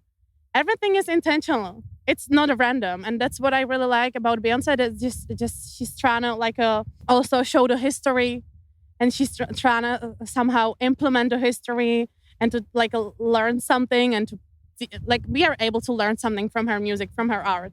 She's not just doing it for numbers, and that's what I really like about her. Love that. It's artistry, it's power, it's everything that Beyonce is as a person. Even herself, she's always been a rule breaker. Her family has been a rule breaker. Did you get to read Miss Tina's matriarch book? I didn't meet her, but I was there, and it was actually pretty inspiring. And Tina is unintentionally so funny. Now we know from Beyonce got this because she's funny as well. And it was inspiring because I didn't know much about Tina's childhood and like all the family background, and she let us see like little of it. So it was really inspiring. I love it because like for me, I was listening to the other night because I have the audiobook for it. Hold on, I got that out of my eye, baby. But as I was saying, I was listening to the book and the thing she was talking about was like, wow, they've always been like rule breakers since day one. They're like, we're not gonna conform to this. We're not gonna no, we're gonna bring change. We're gonna do this. We're gonna step into rooms where we're not wanted and show them that we own that place. I haven't read the book so far, but I got it, so I will be probably reading it on my flight home or something. 6 hours long flight. And on the flight to Paris to see her again. What has been your favorite show that you've been to? Actually, I've only been to Renaissance and a Cowboy Carter tour because from previous tour I was too young and too broke to go to these shows. But if I would have to choose from Renaissance, it was definitely New Orleans because I was close to her, and also like Americans are better crowd than Europeans, because I don't know, Americans always showed up, always like dressed up pretty well, and their energy is just amazing. And what you give to Beyonce, she just gives you back. So really, Renaissance in New Orleans was one of the best shows. And then I would say so far from Cowboy Carter tour, the night 3, because I was in pits, so I was pretty close to her. I had some interactions with her, and also I met actually people who I knew from the previous shows. So it was pretty good on these 2 shows. Exciting. So, what's your favorite Beyonce album? My favorite Beyonce album. I can't choose one. Can I say 3? Like my top 3? Okay, my top 3 are Lemonade, Cowboy Carter, and a self-titled Beyonce. So my next question is, what is your favorite, your top 5 Beyonce songs? 5? Come on, you're asking me impossible. Okay, I'll try. All Night. Hello. Cool in Life. It's so hard. Come on. Actually, Flamengo. It's like between Haunted, Pretty Hearts, and a No Angel. It's so hard to choose. It's just it's so hard to choose. Tell us your name and where you're from. Hi, my name is Rowan. I am from Orange County. I'm usually out here in LA for a couple events and stuff. I'm a fashion model, content creator. I love the arts, everything within the arts, and I'm just here to enjoy Beyonce and stop by for the Queen Bee. Nice. So, how has Beyonce inspired you in your own career? Well, I would say Beyonce, the diva, the sass, the energy, just kind of like bringing a new formation, a new energy to yourself, and bringing out that fierce, confidence within me. I would say like that, and then just also style, always like bass style, influences everyone. One of my favorite things about Beyonce is she leads with kindness. She treats people kindly. Everybody that's ever worked with her has always had amazing things to say about her as a person. Would you say she inspires you to carry yourself in the same way in your career? No, yeah, for sure. The way you carry yourself, personality wise, appearance, everything. It's a big part. You gotta, learn to talk to people and be kind, be nice to, maybe open up more doors, opportunities. So is there something that Beyonce got you to just flip your mindset and be like, hey, you know what? I'm so tired of holding myself back for this. I'm gonna start doing this. What was that thing? The way she embodied a new persona is what it was. Like she's how she instantly just boom turns to Sasha Fierce, gives it her 110% and just, tries her very best. And yeah, I'd say that's what it is. So what is your ultimate favorite Beyonce song? Ultimate favorite Beyonce song? Oh, there's too many. I would say right now, for the time being, it's Signs, or I would say Me, Myself, and I. Me, myself, and I. It's all I got in the end. It's all I found out. I love that you have the little stick. Oh my God, perfect. Oh, that's awesome. So with Beyonce, she's always been somebody that pushes the boundaries. There been something in your personal life that you've been like, you know what? I like that she's doing that. I'm about to break the boundaries in my own world. You know what? Just coming to the concert alone is breaking my boundaries because I'm here alone. Like for the first time, I don't usually go out of my own way to go to places by myself. But I thought, you know what? It's Beyonce, and my friends were booked. They were busy, so I was like, you know what? I'm just gonna come alone. I'm here for Beyonce. That kind of broke my boundary. Coming here alone, and then meeting lovely people like you along the way. I would say that's what it is. Yeah. Honestly, there's a lot of power in going out alone. So the more you step into it, the more comfortable you get being out, like being seen, being out in the world. Like one of my favorite things now to do that I couldn't even imagine myself doing back then was going to have dinner by myself. So I just go to a bar, no, not go to a bar, go to, what is that place called? It's my favorite place, Yard House. I'll go to Yard House, sit at the bar, have a nice little burger, have a glass of red wine. Baby, I had the best time and I'm always meet incredible people and it's just such a lovely experience. So like doing that for a concert is just amazing. Is there something personal to life that Beyonce has helped you overcome by for yourself? Well, like I just, like I referenced a couple questions ago, just confidence, bringing that, embodying something that you aren't but could be and just making it your own. Tell us your name and where you're from. My name is Andres, and I'm here from Los Angeles. Ooh. Seeing the queen in his hometown. Yes, trust and motherfucking believe. Okay, perfect. I love the energy. I love the attitude. Okay, first question. How has Beyonce inspired you in your career? Ooh, a lot. Her ethic, like y'all need to clock into that. Her work ethic as a Virgo. I am a fellow September Virgo, and she honestly inspires me to push no matter what people say about you. And at the end of the day, you are that girl and you will forever be that girl. Clock that. That's what I'm talking about because that's what she is. So, Beyonce always leads with love and takes care of people. How do you feel Beyonce has inspired you to treat people in the same way? Or do you feel like you're more of like a stinger bee? Ooh. Sometimes I can sting. Not gonna lie. Not gonna lie. Some of y'all be getting out of line and we gotta clock y'all. But she has really inspired me to embrace my culture as a Latino. My gente Latino. She has really inspired me as a Latino to push my culture forward and open doors for those behind me so that you can see our beautiful and amazing community. So you're breaking boundaries, just how she's breaking genres and all this other stuff. This is amazing because it's true. We got to uplift our own communities. And like for me, she's done the same thing to make me go back and look at my roots and look at everything that is leading to now. So now I'm making music in Spanish as well. I'm learning Portuguese so I could learn how to do a song in Portuguese. Just, a little bit of everything. Why not? She did French. She did a bunch of stuff. Why not? When it comes to Beyonce, there is no limit. And I don't think anyone should be limiting themselves either. That's what I'm talking about. So what is your favorite Beyonce song? Ooh, that's hard. That's really hard. That's really, really hard. But honestly, there's just something very chaotic about Green Light. There's just something very chaotic about that song that I live. Because I don't have a driver's license, but if I ever did and that song came on, get off the road. Get off the road because I don't promise no safety for nobody. Because that song be making me go crazy. Yes. Like, want to? No, it's a green light. Like, I fully get off the road. Get out the road. Move. I love that. So, what is your favorite Beyonce album? Oh, you don't have to gag me like that. Damn. I will say it varies. It changes depending on the situation. Okay. Recently, it's very much Lemonade.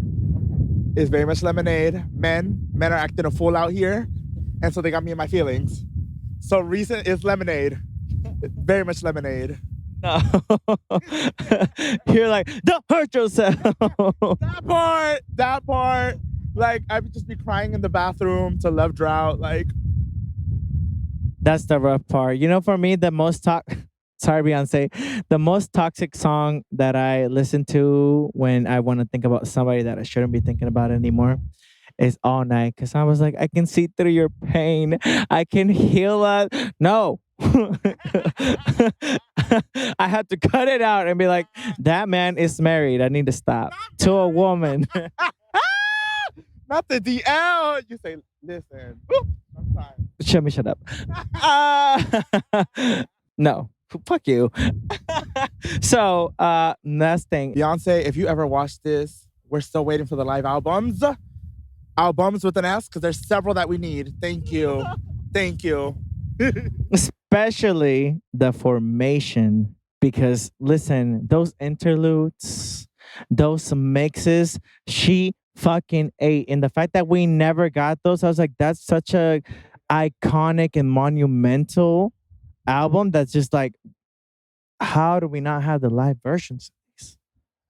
Baby. That part. and the films. Also, put Renaissance, the movie, on streaming platforms near. Blue Ivy, I know you're watching. Now, please, now. Denim on denim on denim. That ass. Tell us your name and where you're from. Simone from LA. What brought you out here to see Beyonce? Well, I work here at SoFi. How do you like working for SoFi? Well, it's nice. Well, this is like my third tour with Beyonce. To be honest with you, it's this tour has been phenomenal. Like, as a Virgo myself, Hey, we got a fellow burger in the house. my favorite song from this album is 16 Pilgrims. Oh, carriages. Yeah, 16 Carriages, actually. American Requiem, Freedom by Kendrick Lamar. As a Beyonce fan, as of myself, I didn't even get a chance to get her merch, which is kind of sad. But Friday, I will get her merch before working J Balvin. Hopefully, she bring out somebody that performed with her. I haven't seen that yet, so it's a great honor to see her on the floor tonight. Hey, that's what I'm talking on the floor. Ooh, baby, you're about to have a blast. Oh, I can't wait. I cannot. I'm sorry. I love you, Beyonce, but I gotta pay bills, and I'm also an artist, so I gotta really be on the low and make sure that I am, handling my shit. What is your name and where you from? I am Earlene, and I came here from Atlanta. Obviously, your outfit looks incredible. Would you mind doing us a little twirl? Hey, that's what I'm talking about. And we got merch. We gotta support our queen. Make sure her babies are fed. I want them to go to college too. That's what I'm talking about. So, what has been something by Beyonce that has inspired you the most? I would say how she's really there for her kids and make sure that they're able to follow their dreams no matter what they wanted to do. And she pushes them to be their very best at what they want to do too. What is your favorite Beyonce song? My favorite Beyonce song is All Nights on Lemonade. Love. Love. Love is what it is. Yes. Amen. Everything. Ooh! That's what I'm talking about. True Beehive here. So, what is your favorite Beyonce lyrics? Beyonce lyrics. Right now is Monday, I'm overrated. Tuesday, they on my dick. Okay? Because that's true. What are they doing? They want to be us so bad. They know they wish they could stand somebody as good as Beyonce. Tell us your name and where you're from. Maya, and I'm originally from Tennessee. Nice. So you flew out here to see Beyonce, or you already live here? I've been living in LA for about a couple years. Yeah. One of my favorite things about Beyonce, she always has a way to inspire us in different aspects of our lives. How has Beyonce inspired you with your life? I would say like her work ethic. Just like saying how hard she worked, like just being a fan, it makes you want to work harder too. So my thing with her is she always leads with love. She always carries herself in a very demure way. What is something that for you take with you? So like when you meet people that are not necessarily the best or the kindest, but you're like, you know what? I'm gonna let God handle you. Let me handle myself in this way so that I can lead with a different view. I just think it just comes down to like the golden rule, treating people how you want to be treated. And then like if they're still like rude, mean, I feel like that's just an internal problem or something that they need to deal with themselves. Amen. My favorite part was an internal problem because baby, some of these people is like, what are you projecting onto me? Like a few screws loose. Seriously, no. So my other question would be, what is your favorite Beyonce album? That's hard. My favorite song is off the album 4, which is I Was Here, which is a sleeper. I feel like no one's gonna ever say that. Yeah. Favorite album. That's hard. Oh my God, I don't even. I ain't gonna lie. I would say Renaissance. That one grew on me a lot just because like being from the South, like that style of beat I wasn't like really super familiar with. And then like once I gave it a chance, I would say that's probably like top 2 albums by her for me. Yeah. So I Was Here has always been a song that resonated with me because it made me feel empowered with myself. And it's like, do things to leave a mark, do things to impact other people's lives because people remember how you made them feel. They won't remember what you said. And that's always the goal with me. And then Beyonce has always been somebody that has pushed me to get out of my comfort zone, has pushed me to stop being shy, has pushed me to be out and just do what I need to do for myself. And how has she impacted your life in that way where you saw certain things about yourself and you're like, you know what? I got this energy from Beyonce. Let me just use it in that way. I think it's like another thing is like her confidence and just like the fact like if she knows what she wants, that's what she's demanding and she's not taking no for an answer. So I think that's just an important kind of like life skill, especially as a woman too, to like just stick up for what you know, what you believe in, and your ideas and things like that. What is your name and where you're from? I'm Eve. I'm from the Philippines, but I live in Vegas. Yeah. Okay. Oh, so are you saying Beyonce in Vegas? Absolutely. The last night, the last tour of the night, baby. Come on. That's what I'm talking about. Honestly, you might catch me at Vegas on the 25th because it's my birthday. So I'm going to figure it out. We're going to show up. Beyonce, I'm going to somehow be there. I somehow ended up here, so I'm somehow ended up there. So, what has been something that Beyonce has inspired you with your own career? Oh my God. Her artistry, her work ethic, down. She is the one on one, the only one. Unique alien superstar. That's what I'm talking about. So, in your own personal life, we all have something that we have to overcome and stuff like that. What has been a season of Beyonce that has pushed you to get through whatever you were going through in that time? Definitely the Lemonade era. Definitely the Lemonade album. Her visuals. I think I could relate to her a lot because I'm married. So I've been through a lot. She's been through a lot. So yeah, like The Rising from Phoenix. Yeah. You went from, ooh, okay, spin. You went from all the single ladies to, baby.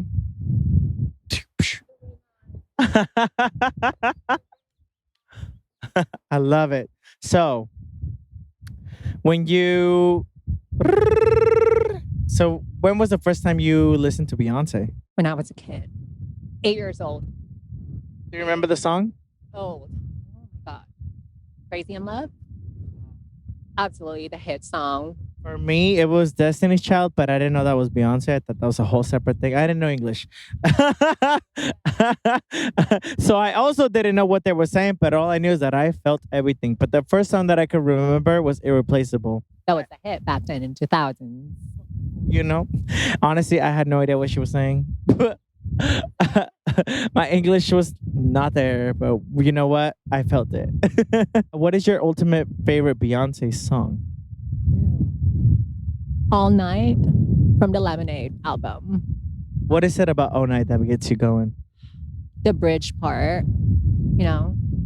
They say true love is the greatest weapon. Favorite part.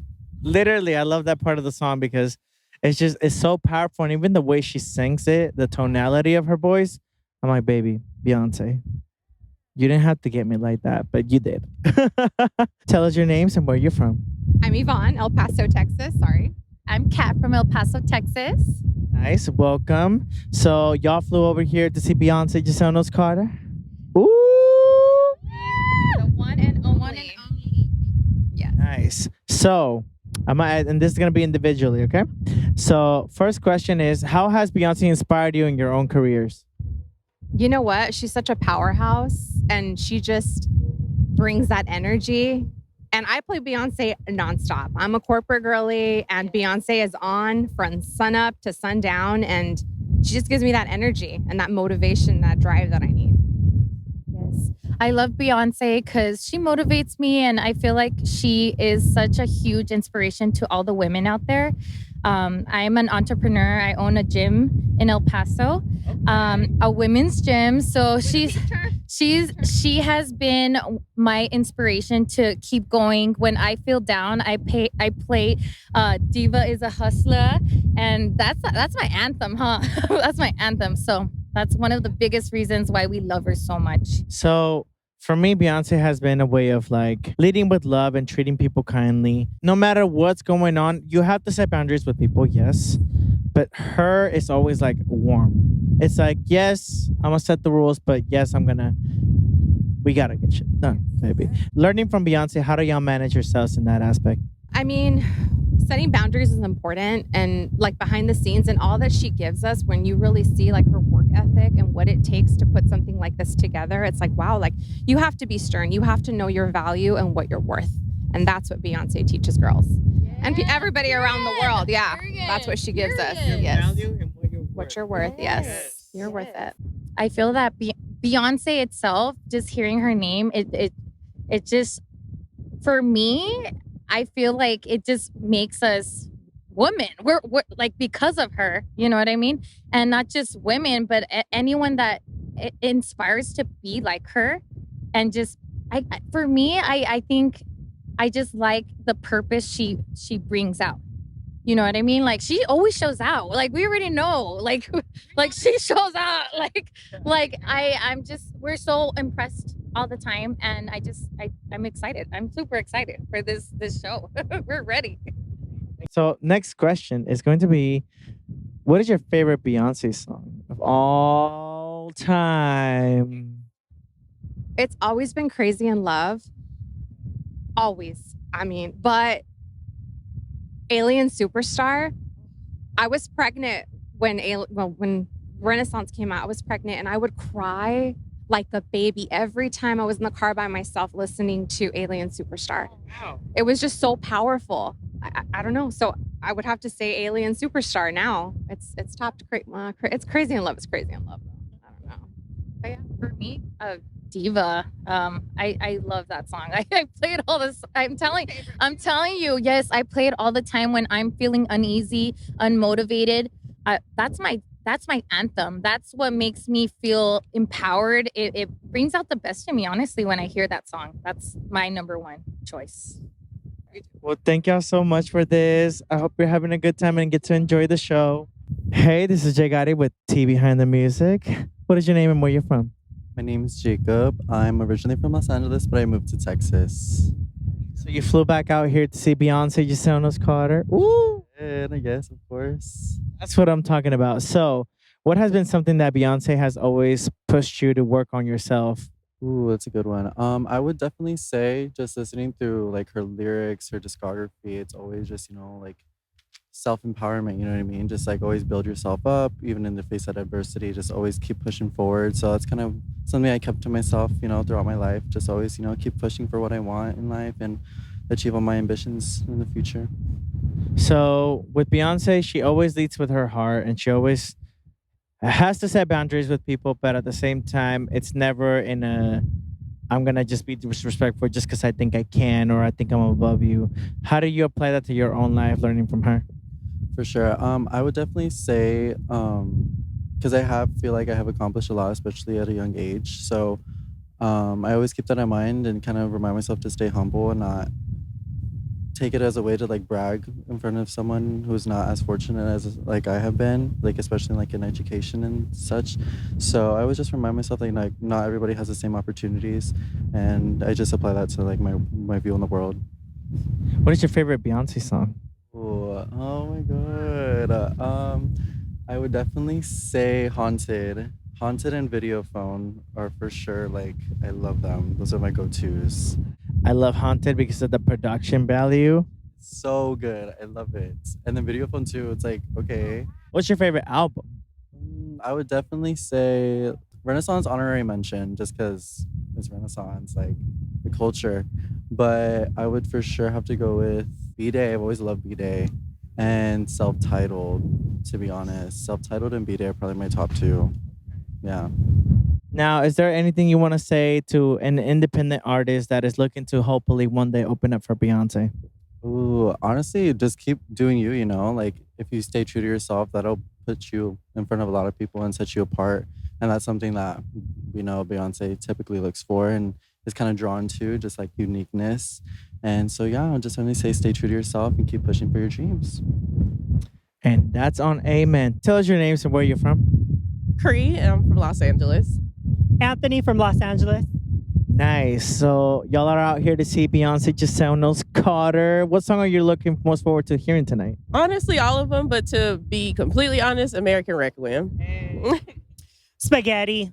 You're like, with the snap of my fingers, some Thanos. Gang, gang.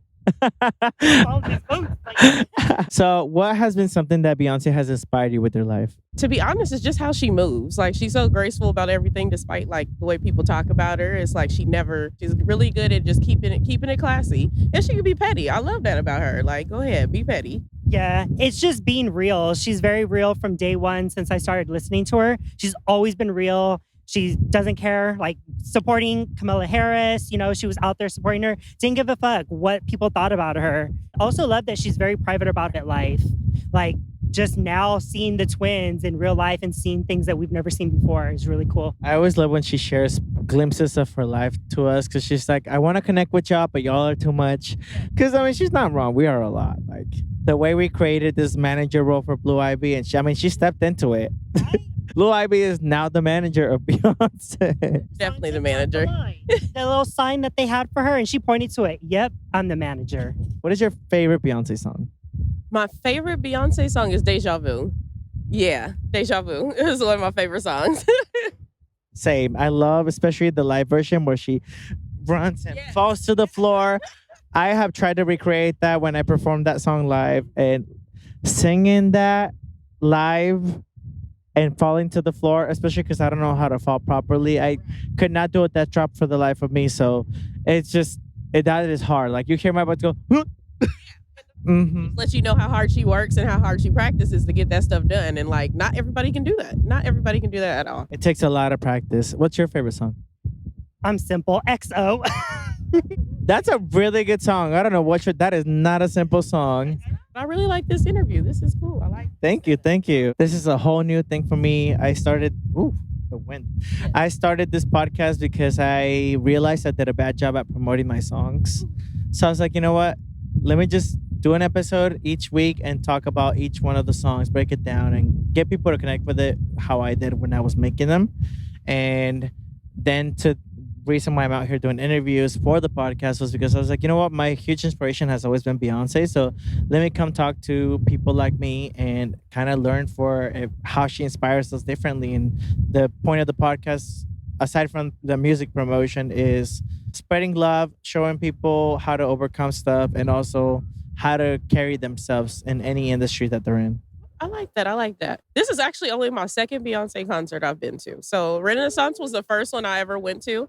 And it's funny because I've always kind of wanted to see her perform, but just never really had the opportunity. So when I finally was able to, it's like now any other show after that, I'm just like, this is not as good. Like, it's like you have, high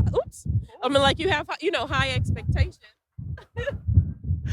You have high expectations. So it's just kind of like anything else after that is just like, what is this? Like, this isn't like, you see how much work and effort she puts in, and it shows all the shows. Like, it just shows how dedicated she is to her craft. So, yeah.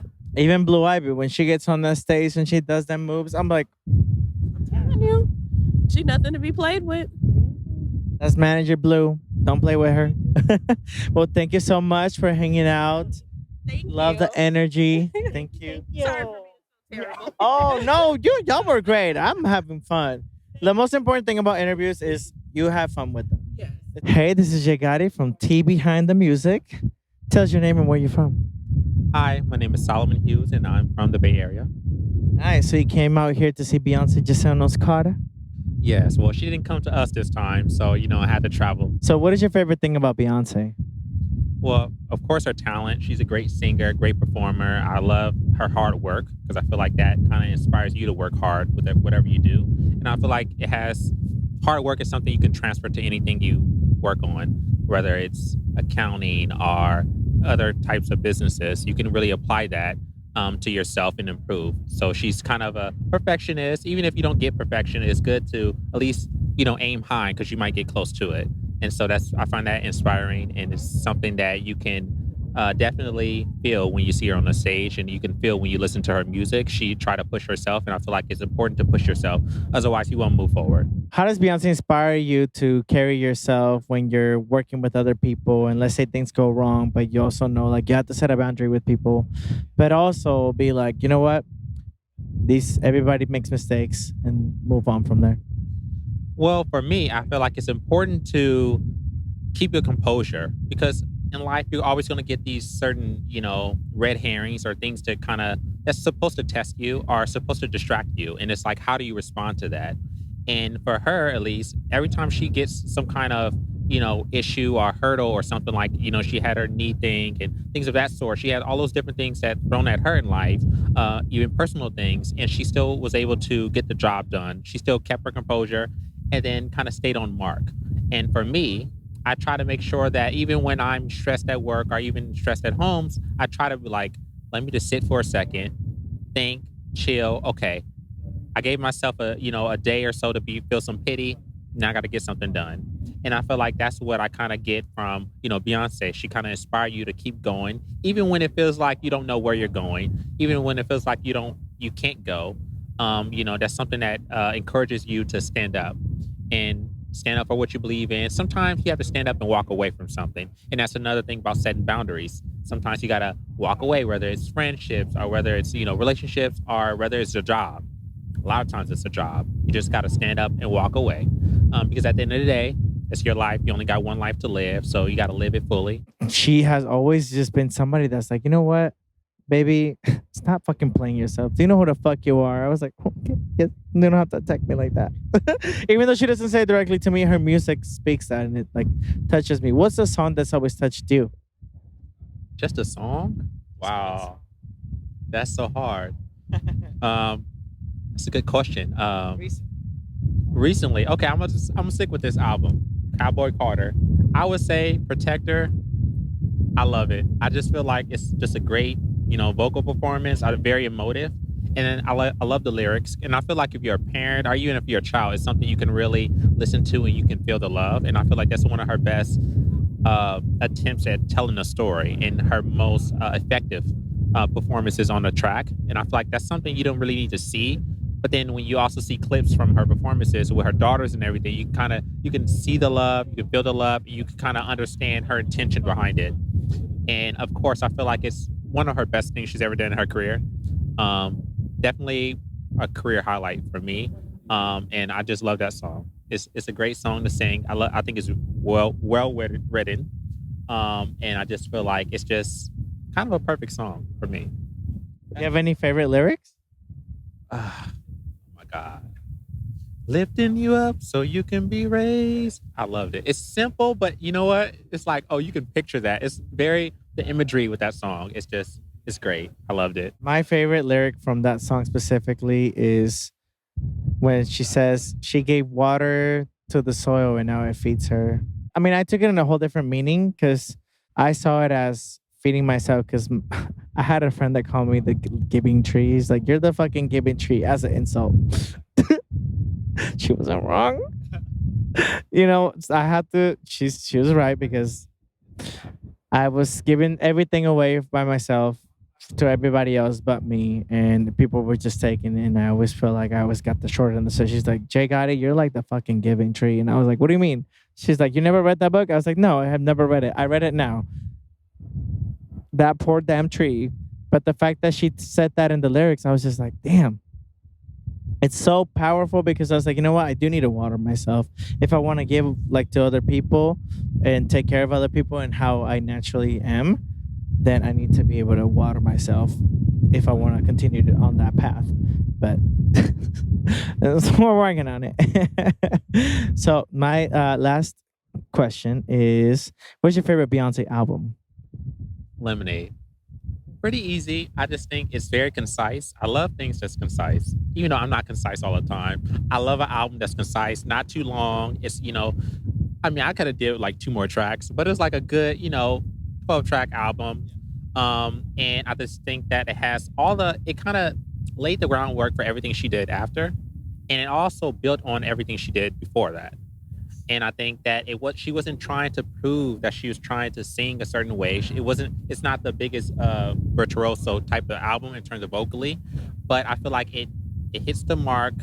It was kind of, I saw a lot of growth with her in terms of her ability to interpret lyrics with that album. And I think, Don't Hurt Yourself, it was like ring the alarm times 10. I love the times 10. I loved it. And it's also good seedings if Act 3 is a rock album. And I feel like that's like, okay, that's like, it's a teasing, just like Daddy Lessons teased with this album, just like, songs that, she's looking at like all night long. I feel like that is a good tease for a lot of the instrumentation that she did on Cowboy Carter. A lot of the tracks in the first half of the album. And I feel like a lot of that comes from like Love Drought and a lot of the production. I think Love Drought was a very interesting song, very smooth. I didn't love it when I first heard it, but over time, lyrically, when you actually live life and you experience things, it really applied to you when you hear a song after a while. So that album it aged like fine wine to me. I think it's her best album. I feel like it's so diverse and it never feels like it's going just off the, hinges. So I think that's a great album and I look forward to Act 3 because I feel like it's going to be a rock album and I love rock. I'm not the biggest country fan. However, this album was very genre bending. I like that she kind of gave you Beyonce where she's going and gave you something a little bit in the middle of what you hear maybe on the radio, what you hear from a lot of her inspirations. She kind of mixed it all into like a melting pot. And because her fan base is a melting pot, you see a lot of diverse people online in concerts. So she's like, let me kind of school you a little bit. She did her research and you can kind of hear the hard work she put into the song. And I really appreciate hard work because it pays off and it also sounds really good when you can do it and when you got the chops. That's what I'm fucking talking about. Also, shout out to Ingrid for Love Drought. She did that thing writing that song. Even though she wrote it about the company, she did that. It takes the singer to be able to interpret the lyrics and kind of think about it in a different perspective to give it life. And I feel like you don't have to write a song for it to be your own. It's like how you make it your own, how you apply your life to it, how you kind of, connect with the lyrics. And you could tell when someone's phoning it in just singing a song. And for that album, I don't think she was phoning it in. For this album, I don't think Cowboy Carter, I don't think she was phoning it in. I feel like, she's just been on a great trajectory since Self-Titled.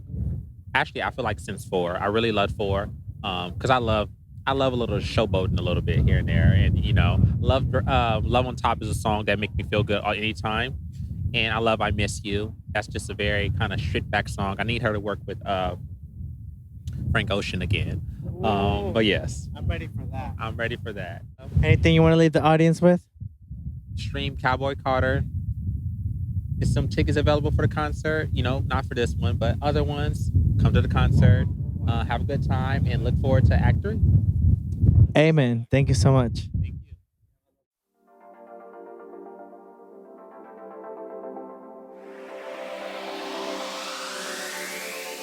So last thing we're going to do is we're going to play a game. And the game is called Finish the Lyric.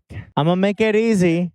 I'm going to let you pick the album. And it will be any song from the album. So choose wisely. You're like, what's the lyric again? Like, that's going to be me. But believe me, it's like I'll be knowing. But then like once the song comes, I'm like, wait, I forgot the words that come next. Baby, it's you. You're the one I love. You're the one I need. You're the only one I see. Come on, baby, it's you. See, you said you were going to butcher it. That just came up straight ahead. That was really catchy. So that one's like, I feel like for that song, you really had to have a good feel of like the Motown with that song because I feel like catchy songs sometimes can come off a little generic. And I feel like that song is very kind of repetitive in a way, but she kind of is powerful and you can feel the love in the song. So I really like that song. Your love is bright as ever. You're supposed to know this one. This is from your song, XO. I don't remember what comes next. See, I'm like, wait, this is his song. It's funny because I picked up on that part but couldn't tell you the next part. See, I told you we wouldn't be good at this. I promise we wouldn't be good at this. But we wanted to come and try it. We've been put on the spot and we're failing terribly. We admit to it, our failures. That is okay because we're keeping it real. Baby, I can't go anywhere without thinking that you're there. Yes. I just saw that. I just saw it the other day too. You're gonna have to delete this and be like, find some new people. Nah, we keeping it. It makes it more fun. People to know that, like I said, I called it. I'm not good at finishing lyrics, but I bet you anything, I'm gonna be inside singing every single lyric all of a sudden. It's gonna all just flow out. I'm like camera the shy. moment I'm camera you on shy. stage. Yeah, I'm camera shy. I'm camera shy. That's really what it is. I'm too classy for this world. Forever, I'm that girl. Feed you diamonds and pearls. Ooh, baby, That's what I'm talking about. On the first try, I've been drinking. I've been drinking. I get filthy when that liquor get into me. I've been thinking. Okay. Tip, tip, tip on hardwood floors. 10, 10, 10s across the board. Give me face, face, face, face. Yeah, your face, God, never declines, my God. Eat it, eat it, eat it, eat it, eat it. Yummy, yummy, make a big one. Eat it. Make the pretty girl that shitty. Whiskey on my kitty. I miss you like every day. Be with you when you're away. Missing you insane. Yeah. with you. Would it be the same? Oh, that's a beautiful. When she sings that, I'm too classy for this world. Forever, I'm that girl. Feed you diamonds and pearls. Ooh, baby, I'm too classy to be touched. I love that song. That's my one from that album. I love Alien Superstar. It's my ringtone right now. So call it. Freedom, freedom, where are you? Freedom, freedom, I can't buy you. Not you picking the song and not getting it right, sir. Just a little bit. Hold up, they don't love you like I love you. slow down. They don't love you like I love you. Back up, they don't love you like I love you. I lost it. Hold on. They don't love you like I love you. Can't you see there's no one above you? What a wicked way to treat the girl that loves you. Hold up. Oh, it was back off. Back off. Oh. Brrr. Same. Because I honestly, I think I did it earlier. That's why I threw you off. Oh, okay. I did the back. Yeah. Hold on. Reset. Reset. Let's pick up the song just in case. 10 times out of 9, I know you're lying. But 9 times out of 10, I know you're trying to, and I'm trying to be fair, and you're trying to be there. To care. I love it. Thank you so much. Totally, I don't know if I will kill it, but I'm gonna try. Thinking that you're there, just like a habit where it's true. Gotta be having. Perfect. This is what you want to see. Hey. That's what I'm talking about. This is one of my favorite songs. I'm going all out just for fun. I am the man, I know it. I can't sing, but everywhere I know, they know my name. Or everywhere I go, they know my name. I'm sorry. I'm nervous. They call me pretty little thing. And I love to turn him on. That's what I'm talking about. We did it here at T Behind the Music. So finish the lyrics. Whoa! This is what it came to see. Nice and easy. Thank you. Let me set this ass on you. Show you how I feel. Let me take this off. Will you watch me? I like that song. That's my song. I miss you like every day. I wanna be with you, but you're away. Said I miss you, missing you insane. But if I got with you, would it feel the same? And that's on Amen, baby. And that rhymed. Hey. Need to let the people know I'm not a singer, but I am 4Hive and I am Beehive. So let that be known. I found the truth beneath your lies. And true love never has to hide. That was beautiful. Wings for mine. Train the broken wings for mine. Okay, next. Let's go. We got Oh, let's do another one? Okay, perfect. Okay. Let's do 20. Shit, let's keep going. Okay. I feel like falling in love. Oh, that's here. I'm in the mood to fuck something up. I just wanted to hear you do the run. Dim the lights down low. Take your time with me, but I don't mean deep. Go slow. Oh my God, you're my favorite.